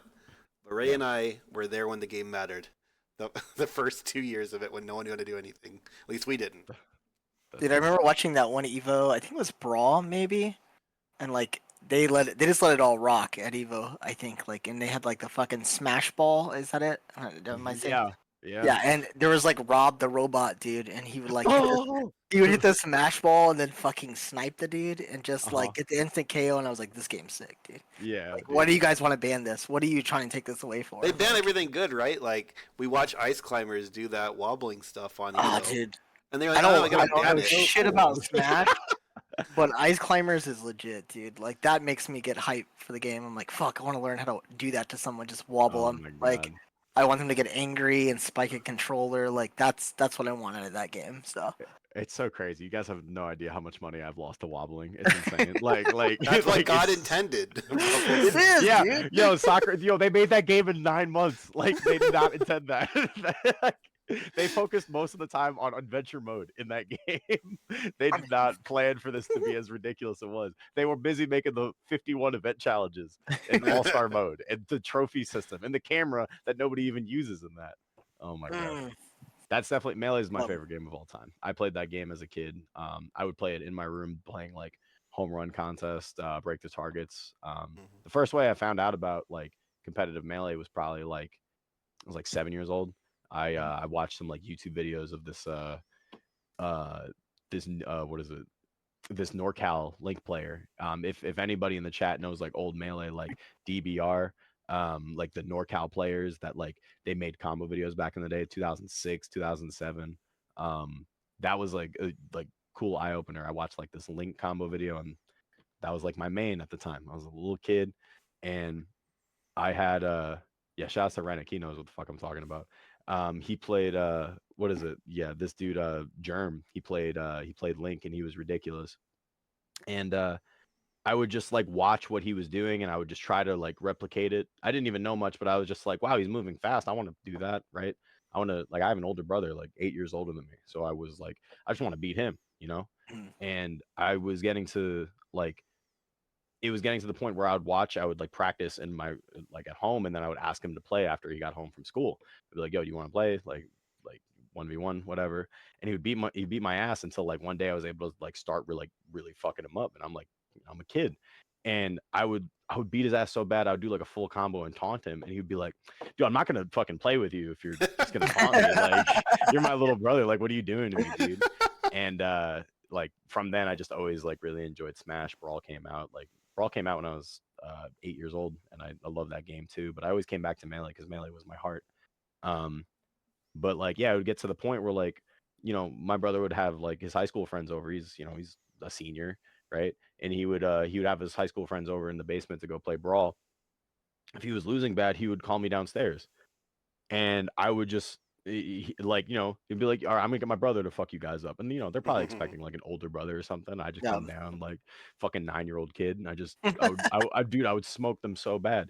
And like then I started getting to the point where like I was playing like other games, and then like I was in school like later in high school, and then I saw some kids playing Smash 4, and I was like, oh shit, I used to play Smash. Like let me borrow one of you guys' 3DS, and I would just like I'll play them, and like we would all talk shit, have a good time, and that's kind of what brought me back into the tournaments. And I was like, holy shit, people actually do tournaments for this, and I started going, and I pretty much always had my weekends free after that because you got to go to that. Super fun. Okay. Yeah. Yeah. I mean, well, when you're ready, you can challenge me and Ray at the real game. If you do any Oh wave yeah. dashing, Um, you're disqualified. yeah. Oh, you guys are not ready for my Zelda. It's over. Uh, My 2006 Marth is over. It's gonna look like Ken. Fuck, The I'm king of old, dude. the king Yeah. of Smash, dude. So we're I was playing this shit. What, middle school? yeah. What year did Smash come out? It Smash was like came out 99. 2001. Oh, 2001. Third Strike's 99. Fuck. Melee's 2001. Yeah. That's what it is. Oh my Yeah, god, dude. 64 was 2000. Yeah. I also grew up with 64. Thank God. I had a N64. I played a fuck ton of that when I was a kid. Been Okay, fun. that actually kind of segues me into the next question. Top five favorite games of all time, not including Third Strike, and let's get Melee out of there too, since we just talked Oh, about. okay. Yeah, Yeah, fair no. enough. Doom 2, definitely. Okay. I have more like I've been playing that game since I was a kid too. I saw my older brother play it, and I used to play on like online like multiplayer servers and stuff, or just like play like random like map packs by myself, and I still do that to this day because that game's like one of my like relaxing games, just because it's like it can Comfort food. be very very comfort Yeah. because it's like you can make it extremely hard depending on like you can pick map packs that are like extremely difficult, and they still come out with new ones to this day. So you can pick ones that are difficult. You can pick um uh like I don't know. You can just make it very comfortable. It's super fun, and I'll always play that game. Love that game. Um, uh, second one. Ooh. So I grew up playing a lot of RuneScape. Oh yeah. I I mean, yeah I see you on Discord yeah constantly playing RuneScape. yeah. RuneScape's also like it's like a browser game. I swear to God, like it's like a medieval cookie clicker. But I've played that game also since I was a little kid, and I just always play it like on and off. Like it's just it's fun, good ass time. So I like that game a lot. Definitely Counter Strike. I played CS:GO. I also played 1.6 when I was younger, but I didn't take to it as much. But 1.6 and Source are super fun. They actually allow you to have really cool movement, and I don't. I still like how the graphics look. They just look like Counter Strike to me. Some of the mechanics are interesting, and like being able to bunny hop and like wall bang people and shit like that. I think it's a game. I think it's cool when stuff like that is in a video game like that. But I definitely have a lot of hours in CS. Yeah, we went down to Houston for Game of Dreams for one Third Strike event, and we ended Yeah. up just playing 1.6 the whole time. So it Yo, was like it was 5v5. Like that's sick, yeah, dude. it was fun. Nico may have been cussing at the people the whole time, but it was Let's great. let's go. I wouldn't want it any other way. That's Yeah. perfect. That's awesome. Yeah, so we Um, scrimmed 5v5, 1.6, dude. So much fun. So much fun. Anyway. dude, so good. So what is that? That's three. Mhm. Um, okay. So, what else? What else? What else? Ocarina of Time, honestly, because I know that game is like not always like revered as like one of the goats, but I didn't play a lot of Zelda games. That was probably like the only Zelda game I actually played fully through, and I just really enjoy it for how broken it is. There was a time when I was younger too, I wanted to be a speedrunner, so I wanted to learn how to play like games like that to like a crazy level. Doom was one that came to mind, but I really didn't like how like RNG Doom is. Since like the way the damage works in that game, it's like every damage input is a roll, like a D&D roll, depending on like how much damage you take. So it's like a run could be so inconsistent. It's like you just might run by like a bunch of shotgunners and they could hit you for the max damage or hit you for like peanuts. You know what I mean? Mhm. So it's just like I felt like that would be an infuriating game to run. But I always watched Ocarina of Time speedruns and like always watched like glitches like that. And I would always watch like, even the long speed runs, like the 100% run. Like, Mm. I used to watch that when I was a kid. That speed run used to be almost like 5 hours, like that speed run, like the whole 100%. And at the time it is now, it's like close to like 3 hours, like 3 hours 20 minutes or something like that. And just in the time I've been watching that speed run, it's like it's changed so much. So I think that's really cool. I like learning glitches from that game, and I will play that game when I can, because it's like that's just like another game I know a lot about, but super fun. 4? What's Four. fifth? Fifth, I am struggling with. Fifth, I do Mm. not know. Hmm. I'm trying to think of like another game that was like, because like there's games I played a lot of that I don't like. Like League of Legends. Like I wish I could remove that from my psyche. You know what I mean? Like I played a lot of League because I was a very, it was not a good time. Um, Trying to think what else. Um, hmm.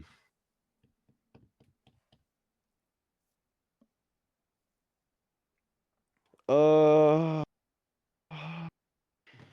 swear to God, I'm gonna pull up my Steam. That's crazy to think about.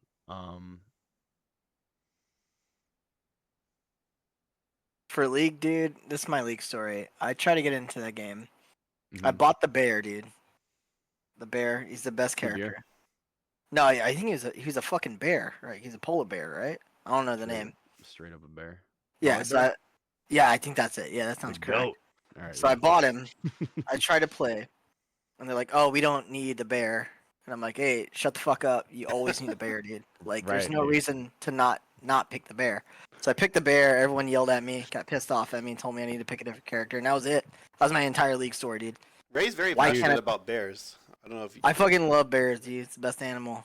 Like, and they're the Where's the- strongest, dude. They're the kings of the forest, dude. So Bears don't would tell beat me a, I can't play the bear in the bears would beat game. a gorilla, right? Do we agree? Black bears, What's up? black bears, brown bears, grizzly bears, all would beat a gorilla. Is that right? I think it is. I think so, dude. I think. I don't know. That's a hard matchup, bro. Which of those bears is the most docile? Is it Black is it a bears, I black bear? think. Black bears. Black I bears. think. Black bears are chill, dude. Yeah. Yeah. Yeah. Yeah. Grizzly bears solo gorillas easily. I think. They're like fucking tanks, dude, with Yeah. fur. It's Polar insane. bears. It's not even a question, right? Like polar bears just Yeah. crush gorillas. Free. From- Free. fifth game, no bubble. Enough about bears. So yeah, fifth game. Enough about the Bears. Bears Um, beats Battlestar Galactica. Man, you know what, Nico, you're right. Honey Pop for sure. Honey Honey Pop Pop. fifth one All right. has to be. Honey Pop's the fifth game. That or like some other game I enjoyed, like Castle Crashers. I played. I'm like the way I play games is like I'm very much like a fixator. Like I just like I'll play a game and I'm just like stuck on that. Like I will play the shit out of that game. Like no question. Yeah. That's Trying to very think of maybe, common like- among strong players for Thirst Strike. I've noticed. You know. Oh really? Definitely. I mean, yeah. Like, I mean, I've talked to a lot of people because this is true for me, and it's true for a lot of people I've talked to. Where it's like, yeah, once I started playing Third Strike, I kind of stopped playing other games for the most part. Like, I just played Yeah. Third Strike. Yep. I know Yeah, very Yuki true. would tell me stories of like he was so obsessed with Third Strike that he would sit in training mode and he would just like super jump over and over so he could kind of like see what's up on the top of the screen. He wanted to see every detail of the stages, right? Like Wow. really fixating on I think that maybe there's something about personality types, right, where like that those just have something to do with each other. If you have that personality type where you fixate on one thing, okay, then you can put in the hours and get into the fine details of getting good at Third Strike. Yeah. I mean, it makes sense at least. Yeah, I think it makes sense too. It's something about appreciating the fine deals. Not the fine deals, the fine details of like something like that, where it's like a game like Third Strike or like truthfully, all those games I mentioned, like they have a lot to them. Like you can kind of get immersed in a lot, and you can switch up like how you approach those games and how you like to enjoy to play all those games. And there's a lot of like, I don't know, replayability, which is like just I don't know, just super sick, just really awesome. Yeah. Yeah, I can't think of any other game. I don't know. I had a GameCube and an N64 growing up, and those are like the big ones. I just kept playing the shit out of those consoles. Shouts to my brother who gave me those hand-me-downs. Yeah. Ooh, actually, okay. Scrap Honey Pop. The fifth game I really liked was it was actually on the Game Boy. It was different. Mario versus Donkey Kong. Hell yeah. I'm Like very the first familiar. one. Yeah. Yeah. I love that game, dude. I wish they would Good do pull. another one because that was like one of those games I had on my Game Boy Advance I like really cherished. It was like that, like Kirby and the Amazing Mirror, and like I had like a Tetris cartridge or something like that. But like all those games were super good. Like the retro style is awesome, and like it's funny, in Mario versus Donkey Kong had a lot of movement options for a Game Boy Advance, which is like super weird to think about. Like you could do a lot of different things even on that shitty little D-pad. Like it's really cool. Oh, I haven't thought about that game in a long time. That's nice. Get the little baby Marios out of the balls. You gotta help them out, dude. Get the keys and the presents. Yeah, cool game. Okay. Oh, we have another question from the chat actually from earlier. Rennick asked, did Yes. Frankie Third Strike have any influence on you when you started playing? You know what? Not when I started, but when I eventually got around to like watching footage of him, I was so impressed. Like I was like, wow, this dude was insane for the time, and he would still be ridiculous right now. Like it was very cool to watch him play because it was like, he I don't know. I felt like he played more of like the modern like he just knew how good Ryu was, man. Like, and he knew how good Ryu was, and he had parry ability behind it, and that made it so scary. I watched like an old video of him playing like well, there's an old video of him like playing Mester, which I don't think went as well, but had an old video of him playing Kokujin, and then all those like the old like SoCal footage of all that stuff, like all that was like super good. Like anytime I would watch him, I was always like impressed. I was like, wow, this guy felt like he was like ahead of the game, you know. I don't know anybody that like uh like I don't know if you got the opportunity to play him, Lance, but I'd imagine if like playing him, most people probably felt like he was like that, where he was just like ahead of the game, like in a certain way. He was really good. I played like a couple games. Well, that depends on if you buy into a certain theory if he's on Fightcade, but I have at least played I've him. heard that. I've heard that theory before. I have at least played him a little bit on arcade. I thought he was, I played him years after he was like active, but he seemed still good to me. So Competent. Yeah. Yeah. yeah, I thought he We've was seen good. we've seen a footage of him. I think he's playing RX at the time. This like way long time ago in Japan, and he Mhm. like fucks up RX, and they're just like, Frankie, too easy. And he's like, but he's like, no, not easy, not easy. But Not it's easy. a sick video. So just check it That's out. so funny. Oh my god. Hmm. Yeah, Yeah. I'm gonna look into that because man, it's the father of Denjin, Yep. honestly. That's a deep You lore. can't yeah, you can't have all of like you can't have Denjin Storm Showdown without Frankie. So in that way, if you want to look at it like from like the ripple effect, like he was the first dude that had footage up like that showing off how ridiculous his character was, which is I feel like most of us are trying to prove how ridiculous like these characters are. Like I'm trying to play Ryu in a way where I want you to see how ridiculous his character is. So, Oh, I know. yeah, you see it, you feel it too. I'm You see it. familiar. I'm familiar. You're I'm familiar, familiar. right? So, But yeah, yeah, shouts to Frankie wherever he is. Yeah, and Frankie 3S. I guess following up on that, I would be remiss if we had a Denjin showdown to not at least mention Denjiz. Did you interact with Denjiz in New York? Did he have any Mhm. impact on your gameplay? Also, I didn't meet him until later. I actually one of like I ended up playing him in a tournament and ended up beating him, which was a really really cool opportunity because he's a strong competitor. But this was at the time he was playing Ken. Um, Mm. I know Anson. I like Anson. He's a good person to me. Anytime I've interacted with him in person, it's been all good. Um, but I knew of Denges when I was getting into the game because like people players like Mutant, players like Ahmed and Frankie would mention him. So you gotta do your research. I watched him play Vanau Hmm. in the set that they had. I looked at like how strong of a player he was, and I would look up like old footage of him playing like EXO, or like online stuff, like anything I could like really find of him. And I also thought he had a really great mind to play Ryu as well. Like I think he was implementing a lot of like really strong strategies that you need to if you want to like play Ryu and be really good. Um, I just I don't know how he's doing, but I hope he's doing well. It'd be great to see him out again in a New York tournament. I think his potential is very high. He's an interesting player when he plays Ken because he's really not like he's not really that fast, and he plays at a very reserved pace and his execution isn't the best, but he will still blow you up. Like he will just wait for you to make the mistake and punish accordingly. And he's also a funny dude. Like he'll just talk crazy shit. Like he will talk shit in person, and it's like it's very funny to watch him. Like meek little Asian dude. Just like yelling at Ahmed, this like big ass Yemenis dude. Like he's just saying, it's like, yo, is that all you got? You fucking suck. You know, like stuff like that is always super funny to see. Yeah, shout out to Denges. I hope he's doing okay. Awesome. Yeah, for sure. Hmm. Yeah. Okay. Dream Cooperation Cup team. Now, this can either be Mm. the 5 greatest Americans ever conceived of, or it can just be like you and your boys, or you can answer both. It's up to you. The question is yours.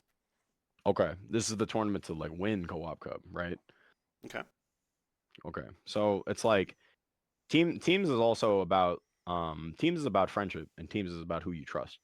A lot Hmm. like anime style power of friendship, like that is a part of it. Being able to trust your teammates, like you can make diplomatic decisions and just like get together the best players, but you have to know players that would cover your bases really well and like handle your weaknesses like within a team, right? Like you have to know your strengths. What can you apply to a team? Like how can you help a team, and like what do you need structured around yourself to give you the best odds? So, you know, I would like straight up like I would like a full New York team. Like if I could get some type of if there was any opportunity to get Ahmed on my team, I would get Ahmed like first pick. If I can get Frankie on my team, if Nika would team with me, if I could get Envy to team with me, like that would be the five right there. If I can't get either of the last two, I would take I would take Poe. I would take um I would take Rami. I would take Kyoshiro. I would if Daisuke gave me the opportunity, I would trust Daisuke with my life. Absolutely, I would put him on my team.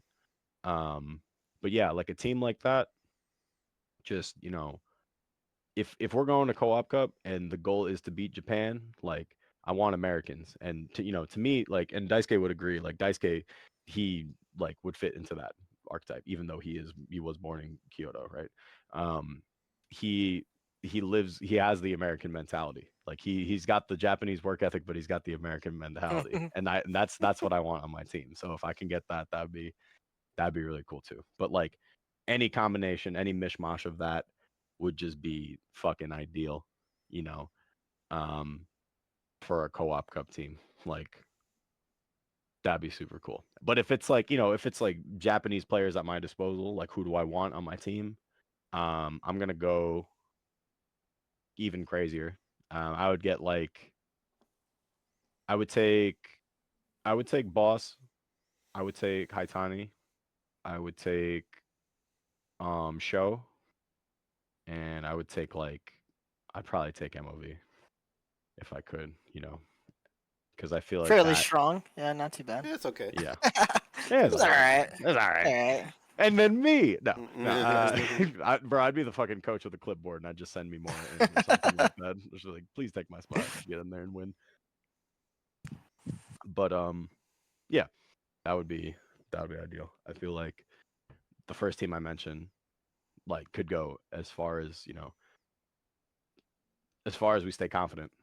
Genuinely, I feel like that American team is all about confidence. It's all about we have to, we got to the point we can show up to Japan, go to Co-op Cup and play. Like let's fucking do it, man. Let's just beat these people. Let's do our best, right? Um, but like if I had the Japanese power of what is it? Diplomacy, bureaucracy, like who do you know, like type shit. Then yeah, then that Japanese team would be insane. I feel like all those players, like their names speak for themselves. They've all had insanely high co-op cup placings. They're all insanely clutch. They're all um threatening when they're down. They're all like they have historic moments attached to all of them. They're all ridiculous. They're all insane. Um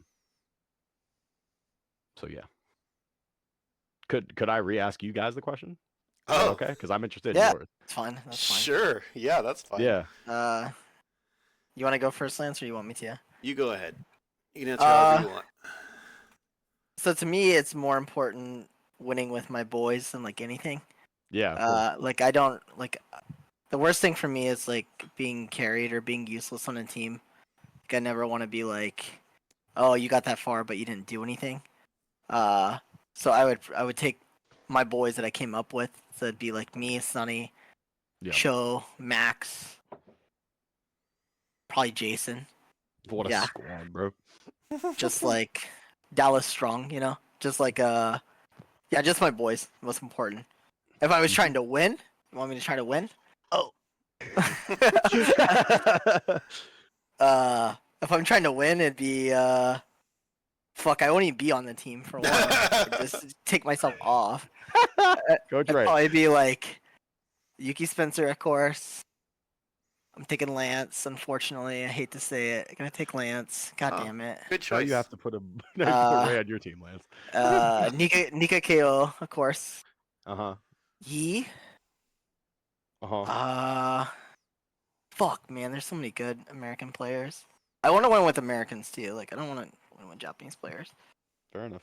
Like fuck that. Fifth player. Xenophobia. I mean, like, I love Japan, dude. Nicest people ever. But like, I mean, when you play, right? Like, I know you come here to Texas, right? Like, or Yeah. if I go out there to New York, we're boys. I'll buy you a beer all day. You'll buy me a beer afterward.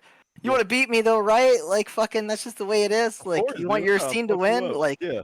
of course. Like, that's just the way it is. Like, you have Yeah. your team that you come up with, and you have your friends, and you love them, and that's great, and it's all good. It's in the game. So, Mhm. so yeah, I don't want to win with Japan. I'd want to win with the Americans. So I feel like for the fifth, I need something like I'm taking Boa probably.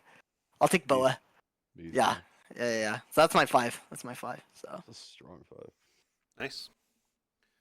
Lance. I actually, despite us having asked this question on every podcast, I've never thought about an answer before.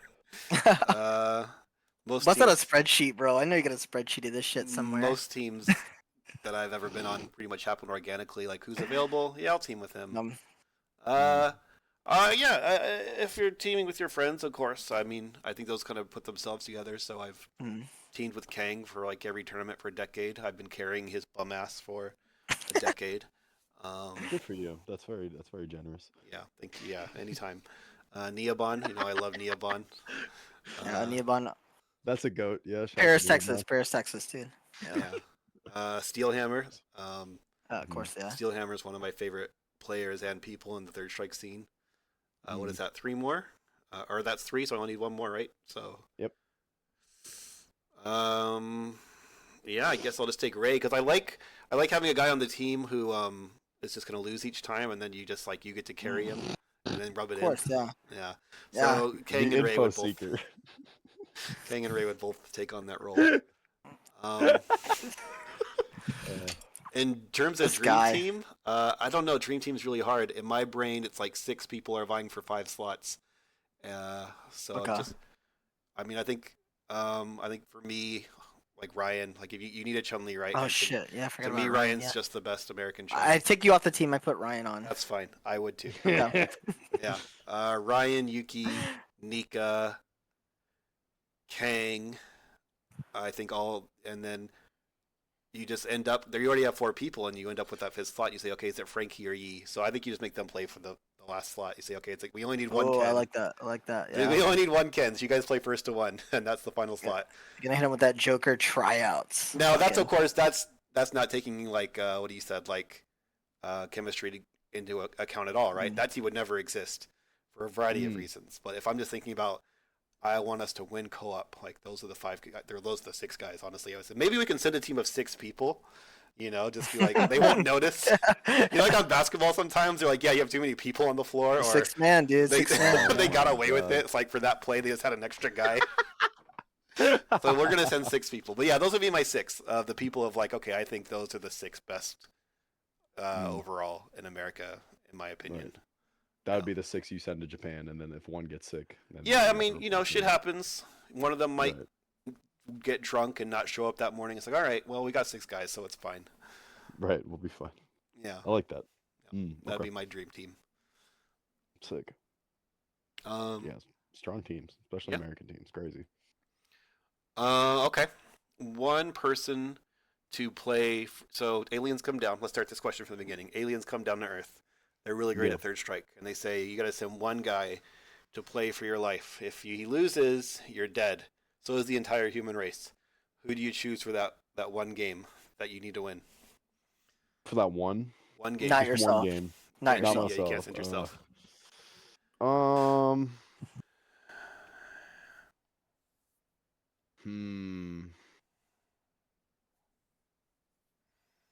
Man, it's to me it's between 2 people, but I think I'm gonna go with Daisuke. Okay. Daisuke. I would pick Daisuke because I don't know. That he's one of my senseis. He's my biggest teacher. He took me under his wing, showed me everything. I put a lot of faith into him. He put a lot of faith into me. He's got my back versus the aliens for sure. Okay. No doubt. Yeah, I like it.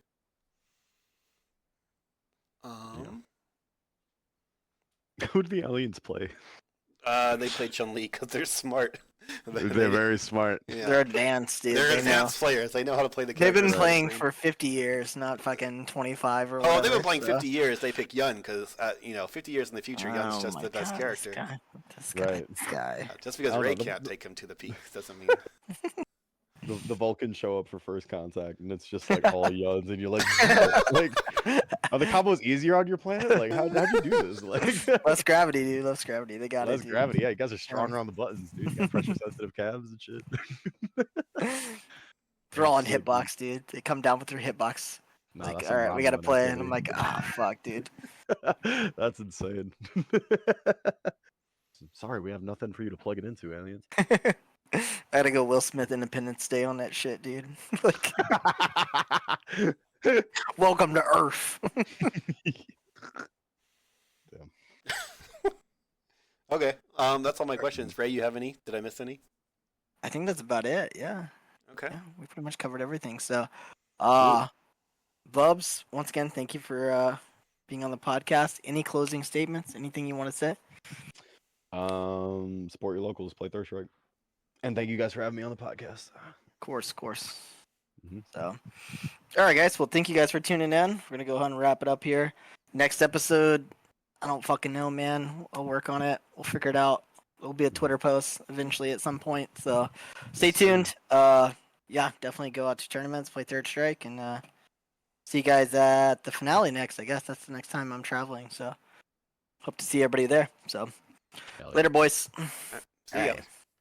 Let Yep. me hit these. There we go. Farewell.